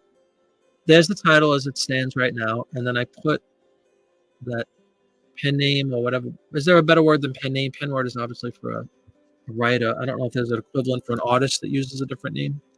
But I'll say pen name for now, Saida, and then I put her real name in there, both as items, custom specifics. So we kind of hit everything. Another ad that, and just, to bring this point up one more time, if you just saw this in a magazine by itself, you're thumbing through an old magazine, would you ever thought that you could extract so much information from one little picture like this? It's amazing. You still drink Tang?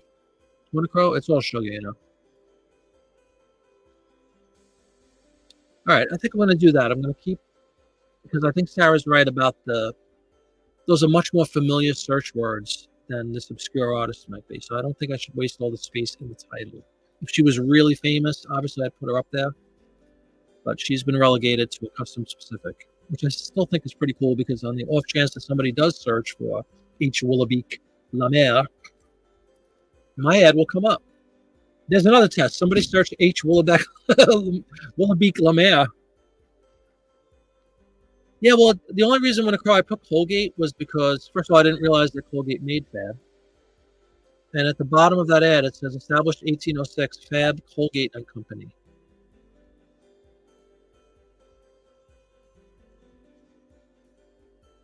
Are you in Alaska, Sarah?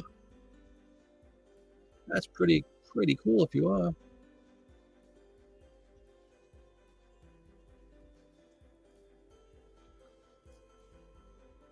Oh, you think I should put artist cider in that specific instead of just cider? I could do that. Yeah.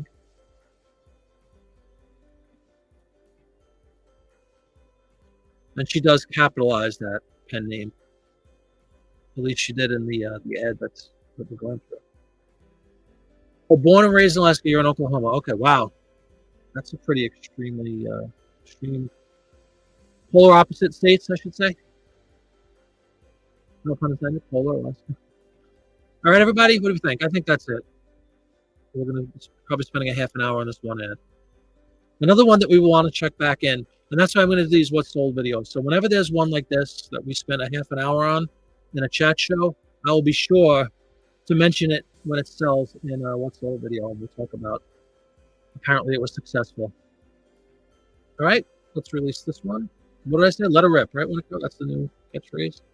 Let her rip. It's 5 to 7 already.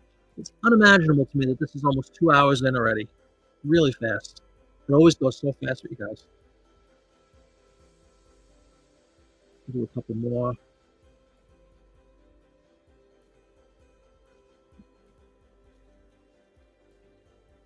Erase all these crazy words we had up there. Again, let this be a lesson that one little simple picture with a baby getting powder put on them turned into a whole discussion. We still have another baby to pull up, but is that really? We're sticking with kind of cleaning products, right? You know what I want to jump to just because I think it's fun? Obviously we're dealing with 1923, right? Things change, times change, fashions change, words change, descriptions change, thoughts change. I think this is hysterical. Anybody out there familiar with Lane Bryant? Big girls, clothing. I think they call them big and beautiful, whatever they call them. Clothing for larger women, right? Well, first of all, I didn't know Lane Bryant was around in 1923. They were. Oh, speaking of big, again, my photo's too big, so just hang on 1 second. It doesn't like these 16 inches. They're too big. All right, Artie Mike. We'll take your nap. We'll see you later. Thanks for stopping by again.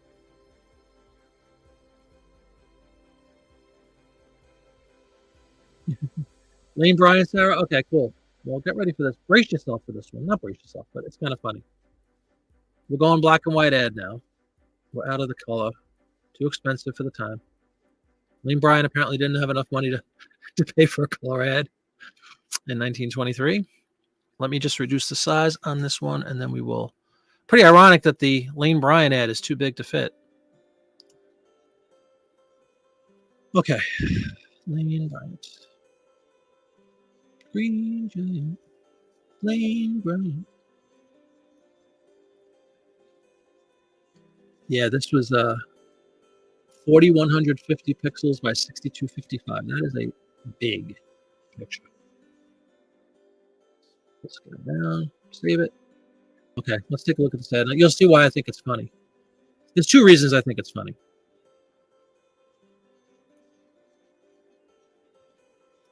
Let's pull it in and see if you agree. Okay, here we go. Lane Bryant.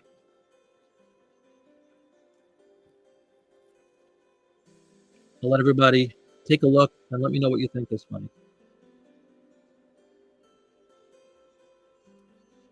52 in Oklahoma is still warmer than me. It's 46 right now in Pennsylvania. Kind of a nasty raw day today. We were in the 70s for like 2 or 3 days in a row, and then it just dipped back to reality of March weather, unfortunately. Take a look at this, everybody. Can you imagine what I think is funny?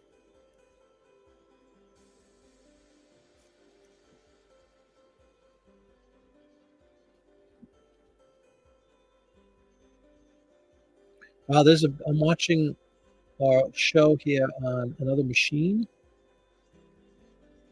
I didn't realize just how far behind the lag is on YouTube. It seems to be really like you're like a minute behind me. Yeah, exactly. I'd like to have that book as well. There's going to be another ad of a book that I wish we had. Shop ad, right? First of all, stout. Exactly, Sarah. That's hysterical. Describing them as stout. Second of all, do those look like big girls? Those are very regular-looking women to me. Stoutly dressed. Women who used to drink stout beer. I just think using stout as a descriptor is hysterical. I like it. Short and stout.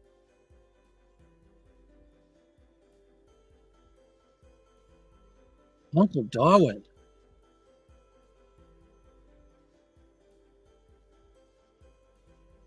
Yeah, that's what I'm saying when I crawl. Look at them.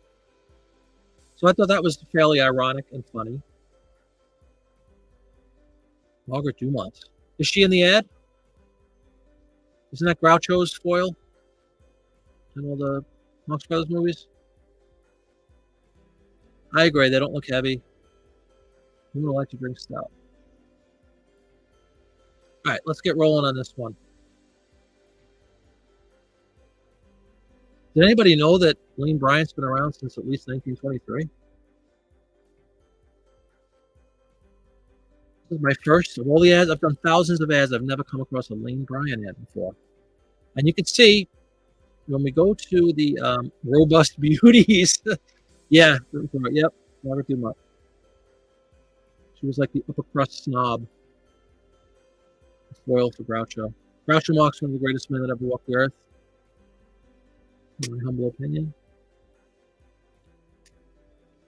Well, I guess we will go. You see how this is very generic? I don't think we've come across this yet. First of all, I've never had a Lane Bryant ad, like I just said. And this is one of those rare examples where you don't really have proper category. I think it will get lost in the mire here. Look at this. You have clothing, shoes, and accessories, clothing, 1920 to 1949.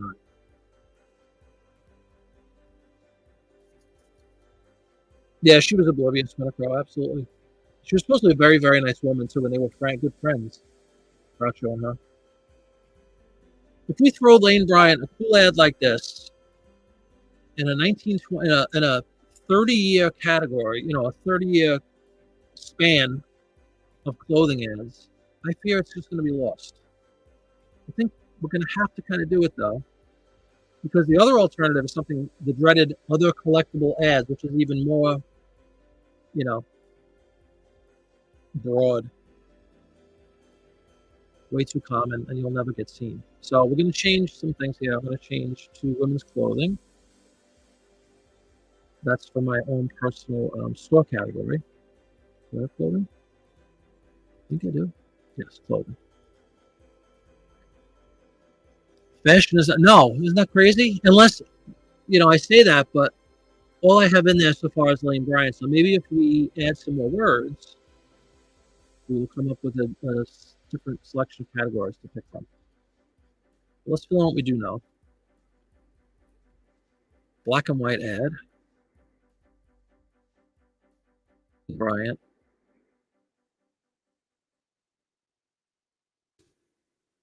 Original 1923. 1923. In fact, again, look at this. Time period manufactured 1920 to 1949. Are any of these gals flappers?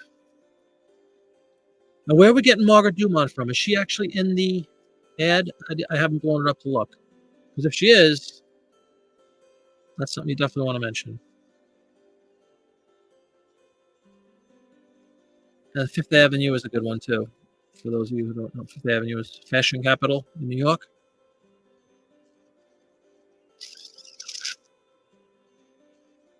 Robust.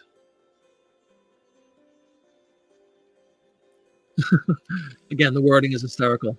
My, you look 30 pounds lighter. What a difference the lines of that dress make for your figure. You look so nice and slender. Thus, your friends will greet you when you wear clothes designed to give you straight, slender lines to your figure. Not a flapper. Okay, thank you, Sarah. Lane Bryant has solved this poor, robust gal's problem. Free book offer. Nope. Yeah. And nope, I guess you mean no flapper, right? Where are we getting Margaret Dumont from? Bruton. You just throwing the name out for fun? 88 pages of this book that they're giving away. It says Slenderizing Fashions for Stout Women. For Stout Women. That's the title of this book. So there's a bolo for everybody. You find that book. And then it says 88 pages of dresses, coats, suits, blouses, skirts, sweaters, hosiery, corsets, and underwear for stout women in all sizes from 38 to 58 bust. Robust. All right, let's stop having fun with the different ways to say big. All right. I do like the book. You definitely want to do the free book offer. I want to do Fifth Avenue. Lane Bryant dresses. She went across point. Is that not a fashion? I mean, there's a thing that says no. It's just clothing. You see that? So we're gonna leave the category.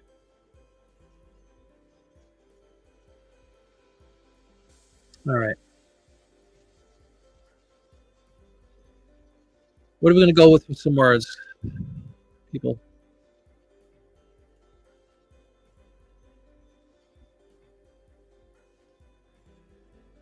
Got to put stout women in there, right?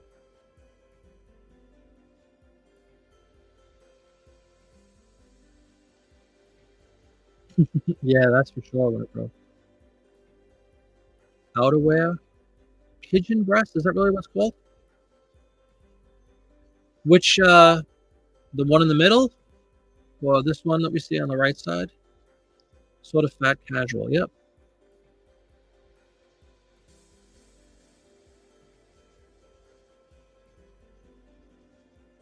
Why am I struggling for words in this one? That's the one downside when you have like several people all giving different opinions. It kind of jades your own opinion, at least what you were originally going to write. You start okay.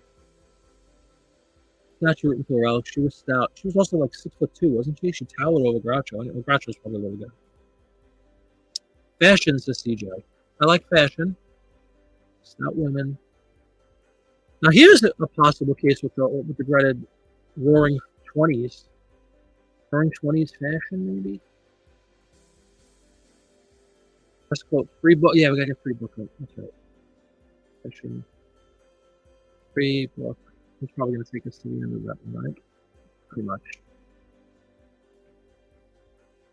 You think we need fashion? I liked fashion, but dress coat.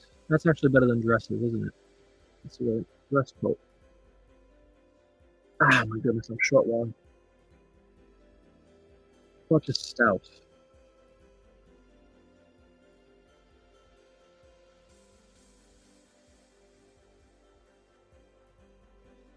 What do we think there, everybody?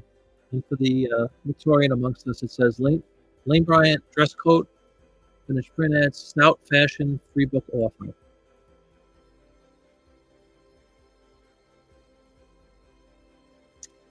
I'll tell you what, I'm not whining yet, but I'm getting there.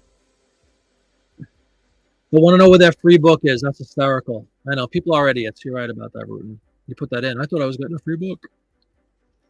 But I've done that before in a lot of different ads. I've never had that.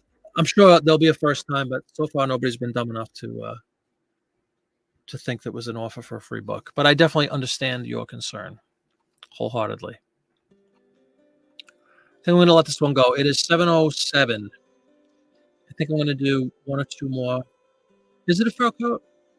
It doesn't say that in the... Well, one of them, yeah, certainly, right? The one on the left looks like a fur coat. Oh, you know what's interesting? It says Paris Styles. Paris Styles in slender lines. A mink headstall. You think that's worthy of mentioning, Sarah? A space in fashion?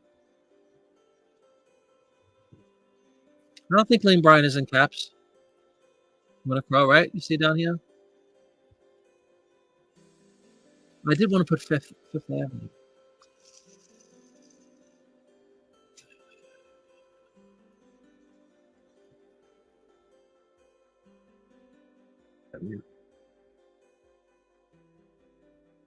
Oops. Should I put mink in there? But again, I don't know if it's like one of those words that are going to trigger stuff on eBay. Minks and fur hatred that prevails. Oh, just an observation, Sarah. Well done. Well done. Thank you for that. Yeah, no, that's cool. We're up on the Roku. How big of a TV are we looking at the Roku on, Sarah? This big old 60-incher? Yeah, I like slender Paris Styles too, Winnicrow. That's what I just read, right? At the bottom. Stout. I'm looking at them space. All right, so reacts. Slender Paris Styles. Paris and fashion, synonymous, right? Hey, Annie, hi. Missed you the last couple of shows. Every Monday night we have a chat show, and then I do this live listing thing whenever I feel like it. Today it's Wednesday.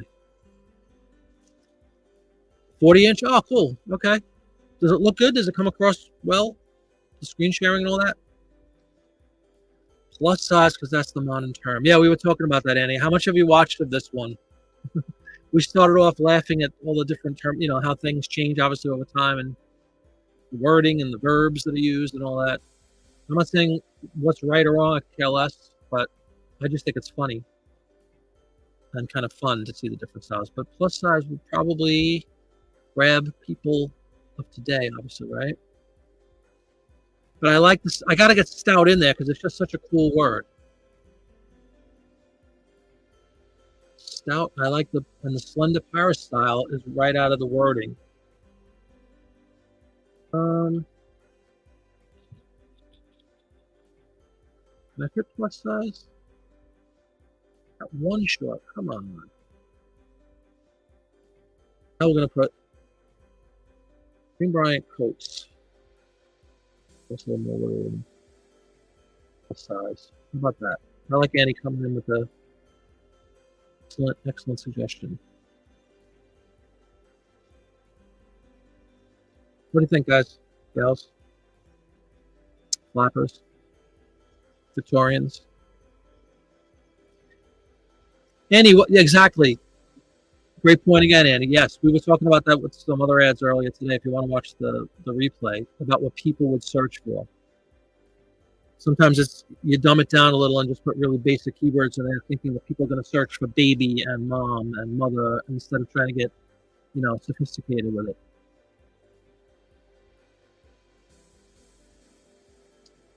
Annie, you're a big fan of what, 1840s stuff, I think, I saw one of your videos. Is there a word for that? Like, you know how Victorian applies to a certain era and all that. What would you call a fan of 1840s stuff? We got to come up with a word for you because we got Winnicrow is the resident Victorian. We got Sarah, and we have Wooten, both resident Alaskans that moved to Oklahoma. Should work. Okay. You like that, everybody? Good enough for the eBay crowd? Ooh, how about I spell coat right? That'll probably be good. With Peristyle, we got the word stout. It's funny that we have stout and slender back to back, right? And plus size. But I think plus size is a great idea because today they're not going to be searching for stout. They will be searching for plus size. That was a little bit of brilliance right there. Thank you for that. I'm going to let this one go. I think we'll do one more, everybody. It's almost 7:15. I don't want to step on the toes of any other shows that might be coming up that people are fans of. I wonder if everybody has that same consideration. I don't know. All right. We'll do one more. And as tradition dictates, I will let you guys know what the choices are. Yeah, absolutely, Annie. But like, what's I thought maybe that would be something very specific for, like, if you're honing in on one decade, like, what is it, 1840s, 1850s you love? Lumping that into Victorian just sounds a little too broad. Like, I thought maybe that was something that was more isolated for that specific period.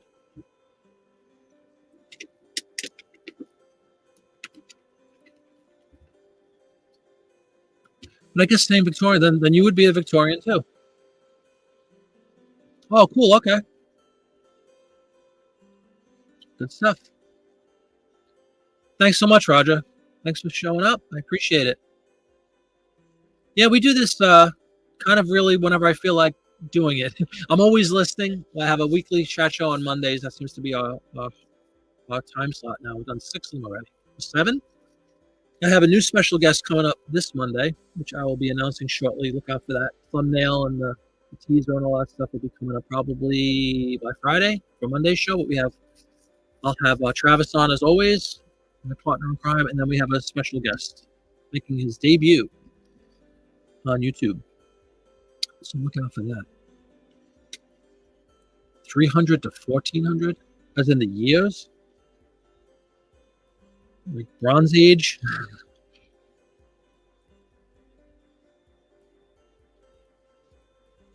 Oh yeah, Annie, didn't we talk about the Tudor period as well? I think we talked about this once. Have you ever seen the guy that does the he lives like it's not lives like he does like cooking and stuff from the 18th century? It's a really cool thing. The guy makes he prepares meals from 1700s, like in a cabin and stuff like that. He uses the same, the tools and the cookware that people would have used back then, and he takes recipes out of books from that era. I think it's kind of cool. I forgot what his name is, but it's a cool, very cool idea for a YouTube channel, and I've seen a few videos. Do you really? Yeah, Bronze Age is cool. Is it too general to just say you enjoy history? Because we're going to 2000 BC or up to World War II. That kind of covers a lot of ground.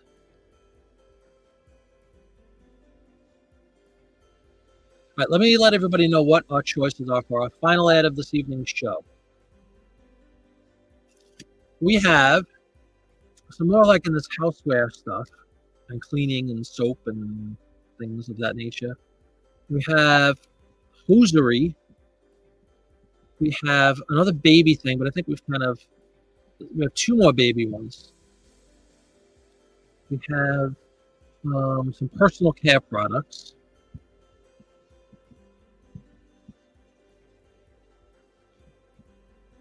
What do you guys fancy?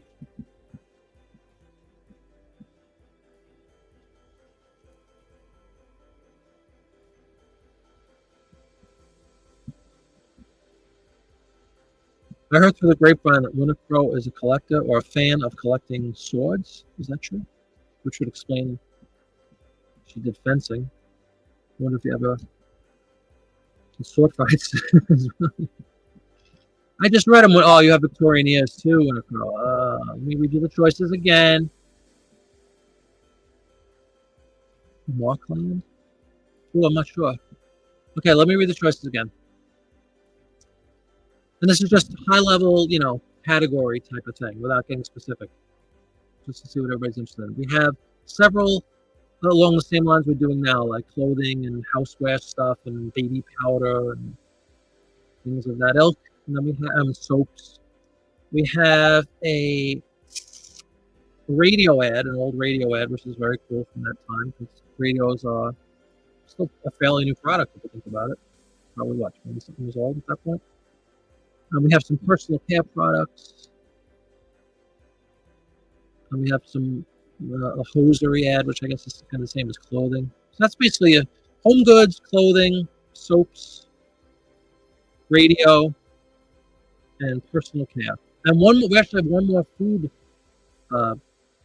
related item that I missed, and it's a half page, that ad. Hosiery, yeah. You want hosiery? Don't have many hosiery ads, especially from back then, right? All right, let's do a little hosiery. You guys will have fun. And I haven't looked at this other than, cutting it out and scanning it. I didn't read them in any kind of detail. So we'll all kind of be learning about it together. Oh, another one's too large. Sorry about that, everybody. 30 seconds. Got this down to a science now. 16-inch ads. Too big for eBay, apparently.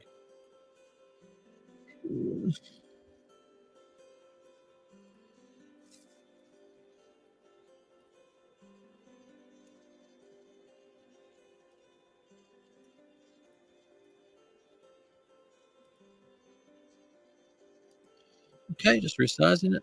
Another one that's like almost 6,000 pixels.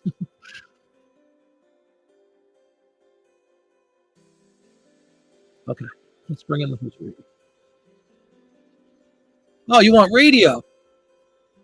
Oh, hosiery. Yeah, I think you mentioned that, Annie. You want to see the hosiery ad? Oh, you want to see the radio?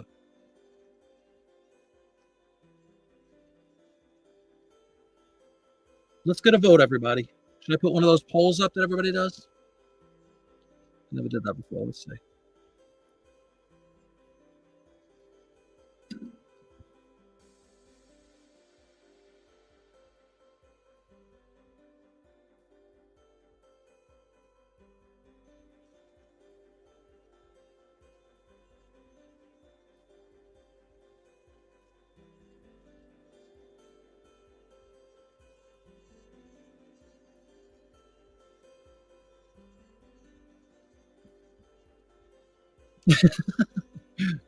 You're agnostic, huh? Quite a difference. All right, everybody. We have one of those polls up for everybody. It's not really much of a poll, though. It just says, should we do hosiery, yes or no? I've never used that option before. I'll look into it deeper. It'd be nice if I could put hosiery or. I think it's just a yes and no. So let me know what you guys want. Yes, Annie, I heard you mention that on Don's show, I think, about how they throttle down the DPI anyway on eBay, which is probably extremely true. But I will tell you, Annie, you weren't on the last show when we talked about this, but oh, yes, you are. I think you told me. We found out the collectibles, you could absolutely use the, what is that feature called where you can blow up the picture? Gallery Plus. They are free for collectibles. And I've been using it on all the ads and have not been charged a penny. Yes, Wintercrow, thank you. Please hit the like button, everybody. I'd really appreciate it. It's a lot of fun hanging out with everybody like this. Yes, what Wintercrow says. Results of 50-50, of course they are. All right, we'll do both, but we'll be a little faster, okay? Ready? Another poll. Which one first? No, I'm kidding. I'll make an executive decision. Let's pull in hosiery first because I already had that ready. And that's the one I just reduced. All right. For your consideration. You're welcome, Annie. Yeah, I've been using it, and knock on wood, no issues yet. Issues meaning not getting charged $1 for every picture. And we'll raise holy hell if that happens. I've been using it. So that's where I think, and I don't know if it's true or not. I know you said that they throttle it down or whatever, but what if you have that Gallery Plus option, and I'm using this nice 600 DPI, you would think it would present a lot better when you use Gallery Plus, right? Okay, here it is, everybody. Here's the hosiery ad first. For a company called Gordon. So I open up the questions again to everybody. Has anybody ever heard of Gordon hosiery, first of all? Because I haven't, admittedly. And I'm going to blow this up on my screen to read some of the wording that's probably very difficult to see on YouTube. We have another artist to look up, potentially. I think it's O'Keefe. I can't really see it. It says, yes, Marion, you're perfectly right. They are so attractive looking, and they never seem to wear out. The lady is talking on the phone to her friend Marion.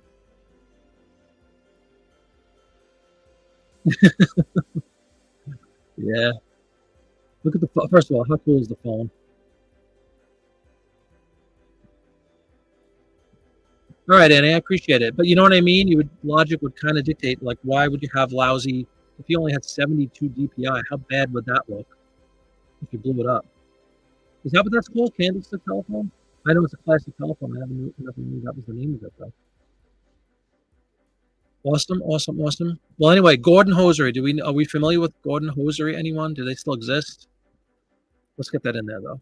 Gordon, H-O-I-S-E-R-Y, right? It is, isn't it, Winter Crow? Did I spell hosiery correctly? And here we go again. Computers can only display 72. Oh, I see. Regardless of the resolution on the screen you have? Like if you have a 4K display? All right. It's another video, Annie. Let's go. Do a video on it. Well, anyway, everybody, look, we have, again, a kind of ambiguous category. Not really. It's clothing, shoes, and accessories, 1920 to 1949. Is that what we're going to go with this thing? I guess we'll leave it for now, and if we need to tweak it later. So the brand is Gordon. Although if you notice on the ad at the bottom, it says Brown Doral Company, which presents another confusing element, introduces a confusing element. Yeah, please do, Andy. That'd be cool.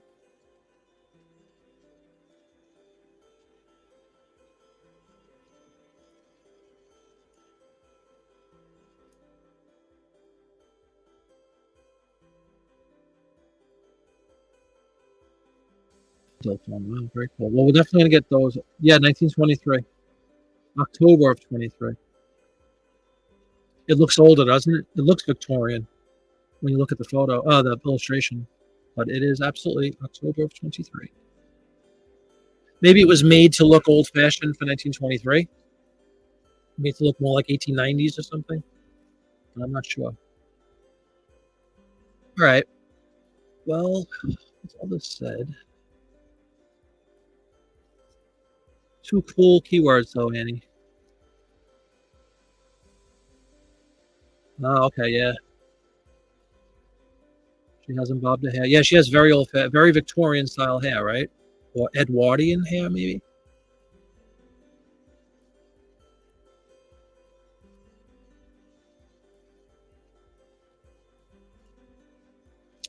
Okay, let me blow it up for everybody again. Too much going on with the hair? Yeah. She obviously has very long hair. It's up in a bun, it looks like, kind of, in the back. But then she's got, like, the side thing going, which is almost more like Annie's 1840s, 1850s kind of girls, right? Like pre-Civil War looking hair.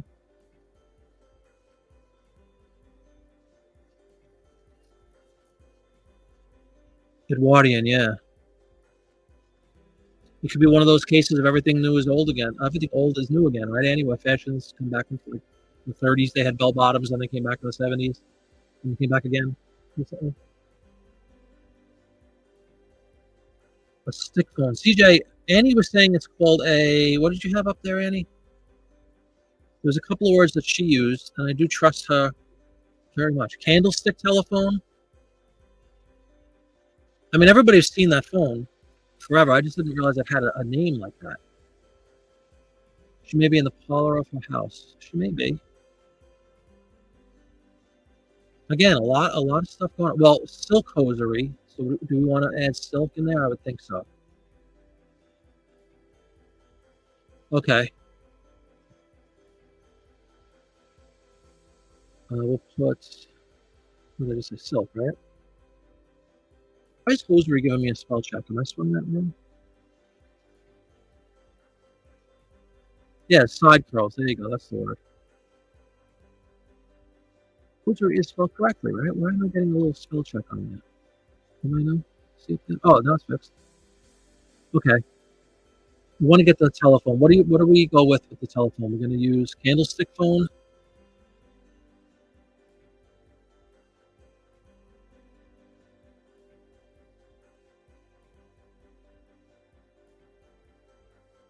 No, it's very old fashioned for the time, right?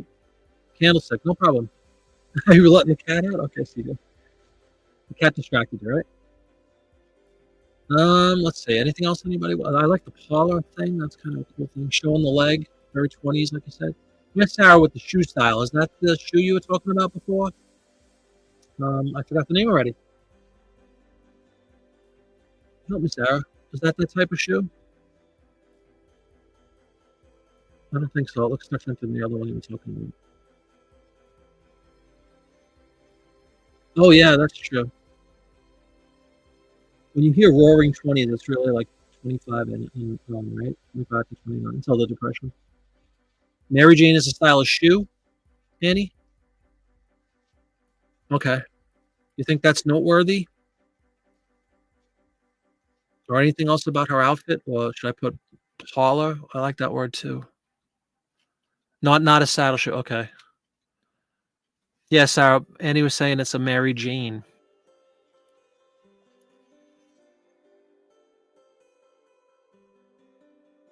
Mary Jane shoes. Should I put that?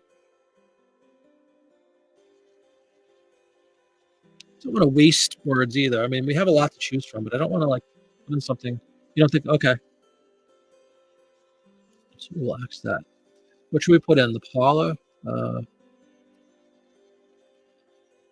what words do we see here, everybody? Let's make a big screen again.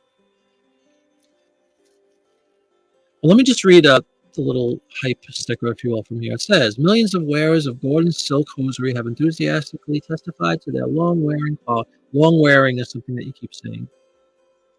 From the sheerest chiffons to the heaviest silks, the same high standards of quality are ensured by the most rigid inspection in our mills. Gordon hosiery comes in all shades to match or contrast with the latest styles in shoes and dress. Gordon hosiery is also made in the better grade of. Oh my goodness, I can't read that. I'll blow it up again. Sorry. It's too small. I'm getting Victorian myself. Ooh. Anybody know what the word listles means? Lisles? It says Gordon hosiery is made in the better grade of listles, woolen and cotton for men, women, and children. Sold in the better shops everywhere. Christie. Uh, Annie, I was going to ask you about that. Housecoat's good too. We had a whole one of the ads we went through before. We spent a lot of time on it. We were trying to find the artist name. We eventually did, but she was relegated to a an extra specific instead of being in the title because she wasn't really a very famous artist. However, it looks like O'Keeffe to me. Is there an O'Keeffe famous artist?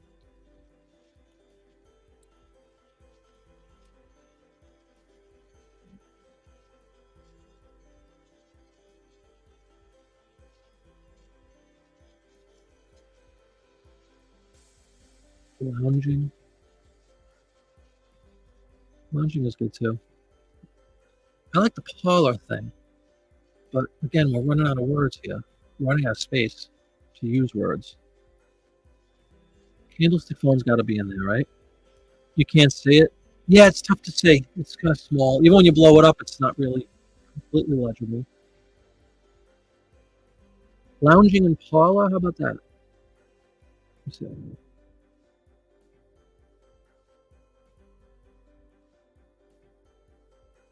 Apologist, P-A-R-L-O, or is there a U? Oh, that gets pretty close to filling up the whole thing. Anybody have any other suggestions, or do you want to throw in more about how, like, Monica was saying, the pillow? How did I? What am I? That's what I keep asking her. I'm somehow screwing up the spelling of hosiery. I don't know why. Hosiery.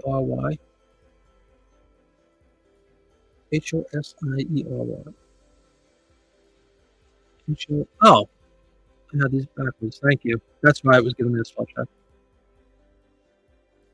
Thank you, Rutan. Are you an Alaskan as well, Rutan? Both of you are from Alaska? Or did you guys meet when you came down to Oklahoma? Isn't it amazing? One letter off, and nobody would have found me. So thank you for that. Thank you, Alex. What do we think of that title, everybody?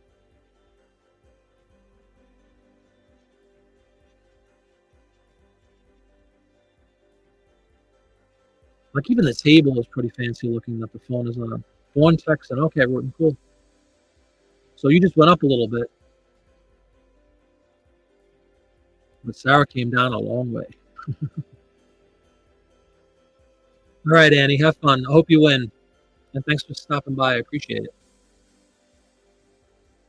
Probably see you on Don's tomorrow, right? Have a good night. Annie, ladies and gentlemen. Another one with a great channel. I'm just looking at the, it says established 1872. Is that anything worth noting? Probably not.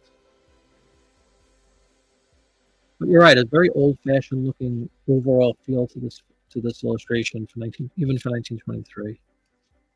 You think we're good, everybody, with the title as I have it now? Golden Still Closer, Vintage Print Ad, Candlestick Phone, Lounging, and Paula. Are we good with that? If we are, we can get this one more ad in, and then we will call it an evening for tonight.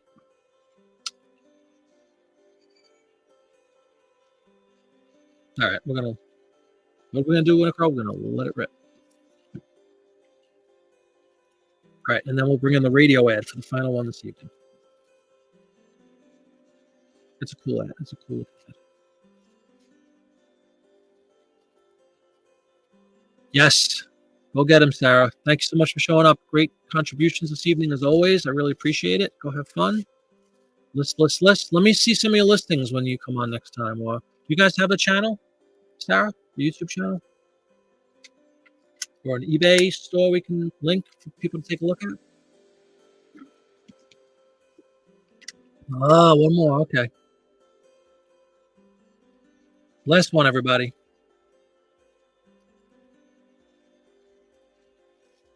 Talk about old-fashioned. Oh, another one that's too big. Well, now I know going forward, when we do these magazines, I'm going to have to reduce the size of every scan.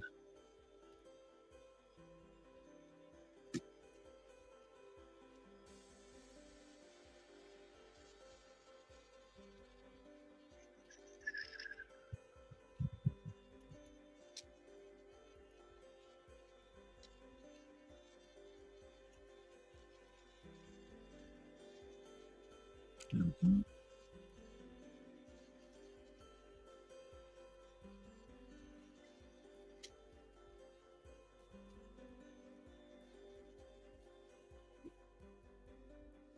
Thank you for your patience, everybody. On this last one. Okay.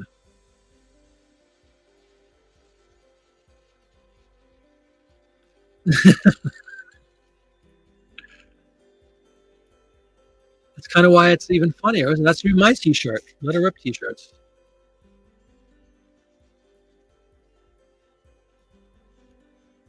Joyous Ravens. Oh, I see. That's the name of your eBay store. Hang on.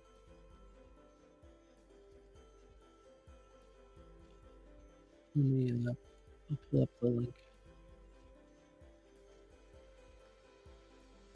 Sarah and looking for the relics. Is it a combined eBay page? I shouldn't assume that. I'm assuming it's both of you, but maybe it's not. So just one of you guys running the store.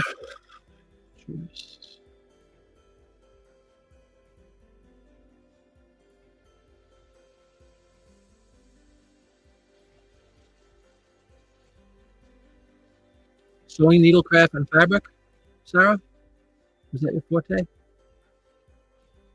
With what looks like an Alaskan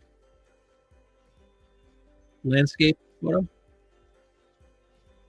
I want to make sure it's the right one before I link it, that's all.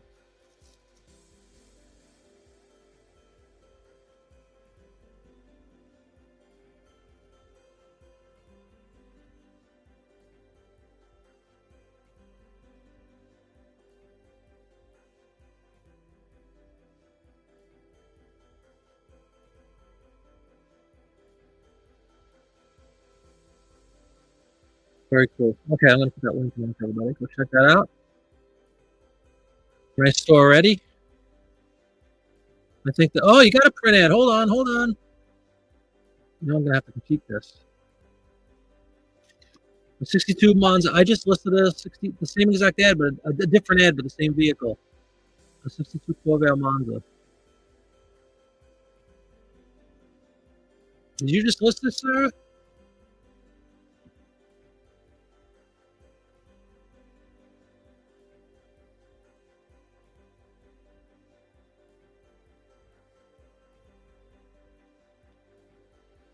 Actually, cool. Okay, everybody, let's bring in this radio ad.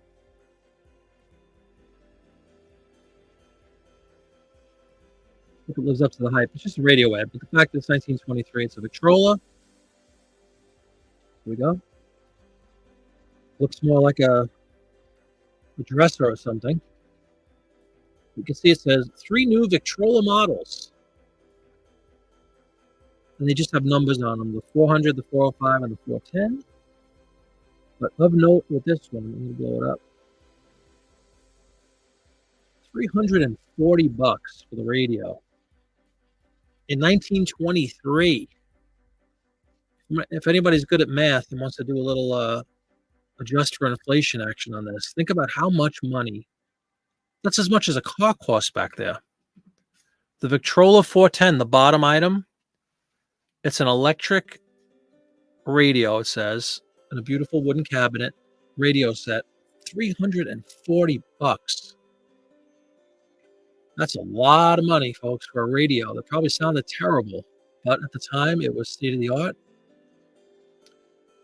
In buying a talking machine, consider that you must choose the Victrola or something you hope will do as well.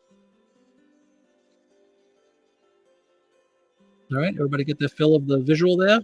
Just a black and white ad, but again, very cool because of the fact that it's a Victrola radio in the 20s and a fortune. Isn't it what a car? I like it. Let's go, Victrola radio set. See if we have a category. We do. Advertising, communication, utilities, radio. Yeah.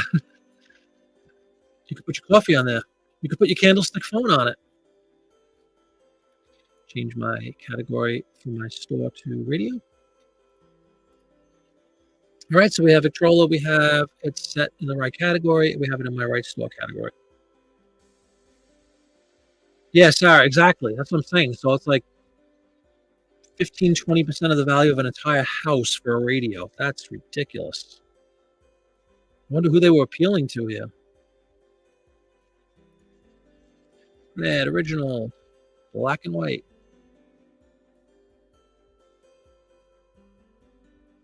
Brand is Victrola. Free. Seats. 1923. Name would be radio or communication utilities. Okay. I'm curious to hear opinions. Do you guys think that this warrants a higher price than our run-of-the-mill ads that we've been listing? Do you think it's any more special or less special than anything we've been listing so far? Just to put my 2 cents in, the fact that it's a relatively new item still, a radio, especially in everybody's house. I think the 20s is kind of when radio was established in people's homes. So the novelty of that it's a fairly new product. What are you doing? Look at the store after we're done. I'm waiting for you to help me with my listing. No, everybody go check out that store. It looks awesome. I'm going to check it out for sure. I'm going to just write 3 new models. I really don't think. No, yeah, if it was color, I know it's not, but it's kind of the novelty of what it is. Like, listen, I'm going to read some of the description. It's very cool. It says, fully equipped with albums. It comes with records, too, by the way. You see at the bottom, it says selected list of Victor records illustrating Victor quality. And it says, fully equipped with albums, Victrola No. 2 sound box, new improved Victor tapering tone arm and gooseneck sound box tube, full floating amplifier, speed indicator, and the simple, reliable Victor motor. So it's obviously a record player as well. Hence, Victrola. So having it as just a radio is probably not good. I'm going to say record player for the novices amongst us that might be searching for record player as opposed to Victrola. If I write with records, Putin is going to say that people are going to think they're getting records with my ad, right? I am going to bump this up a little. Hold on. It's 119. Always take offers. $19.99. It cost about a cent. Right, they're record players, right, Alex?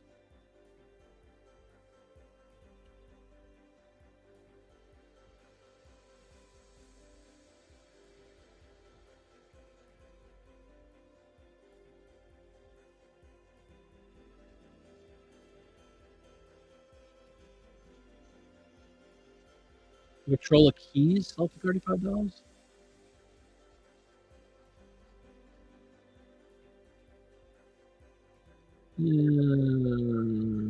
Let's see something. 1923. Yeah, I thought it was both too. Like a stereo, it's the equivalent of a stereo where you have a record player and a radio. Let's see if we could read for clarification. A talking machine is how they actually use it. They didn't say record players. It's called a talking machine.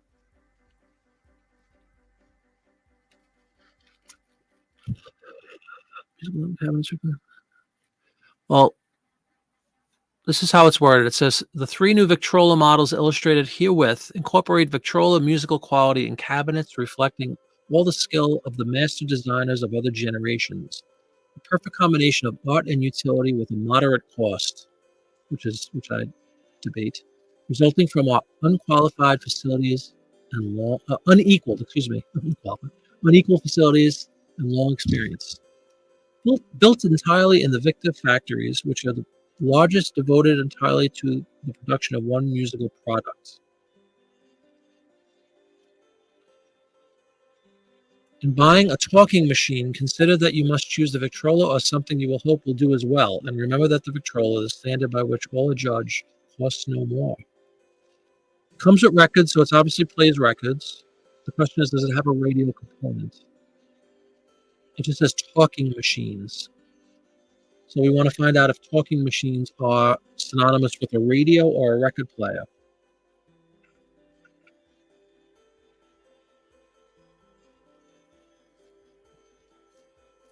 What do we think, people?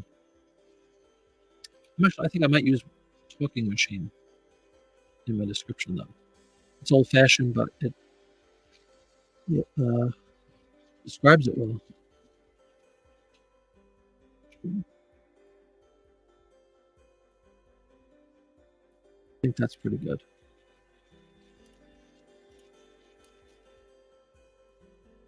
Yeah, RCA is not a bad idea, Root Plus, because it has the dog, of course, right? Legendary. RCA label. Yep, RCA Victor. Doesn't say that then, though. Full crank radios without the crank.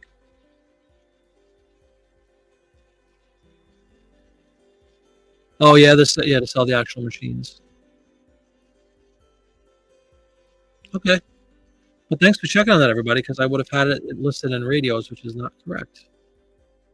And then I'm missing a market that I want to advertise to, potentially aggravating people that think they're looking for radios, and then get some guy that knows radios inside and out and say, "This is not a radio," and yell at me. And I don't want that.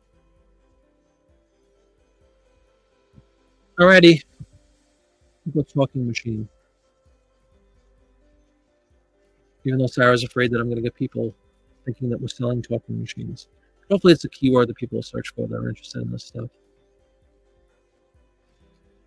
All right.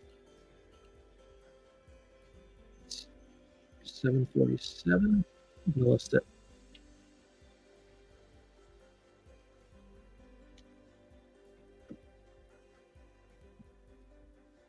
Okay, I think that will do it for this evening. Ooh, and see from Karen's doing a live still. Yeah, she wrote me an email. We're trying to negotiate a deal for some product. I'll let you know if that happened or not. And I also just saw a pop-up Bartomania. He was in our chat a little earlier tonight. He's going to be on a show with Bobby and Angie. Bobby's the hat guy. That's a good channel too. I watch them a lot. I think he's going to be a special guest tonight, probably starting at 8 o'clock. It says 10 minutes. So we'll check them out if you're not doing anything. And I want to thank everybody once again for showing up tonight. It's greatly appreciated. It's a lot of fun. It makes the process so much more exciting. And I learned so much from all of you as far as naming products. I learned about the shoes. I learned about the stick phone. I learned about brands I've never heard of. It's always exciting to learn new things. It just increases the knowledge and makes listening a lot more exciting. So thanks everybody. Hope you have a great night, and we will see you for sure on Monday. A live chat show with a new guest, which I'll be teasing, like I said, in a couple of days. And then maybe I'll pop on for another one of these live listing shows coming up soon. So I will see everybody later. Thank you very much. Have a great night.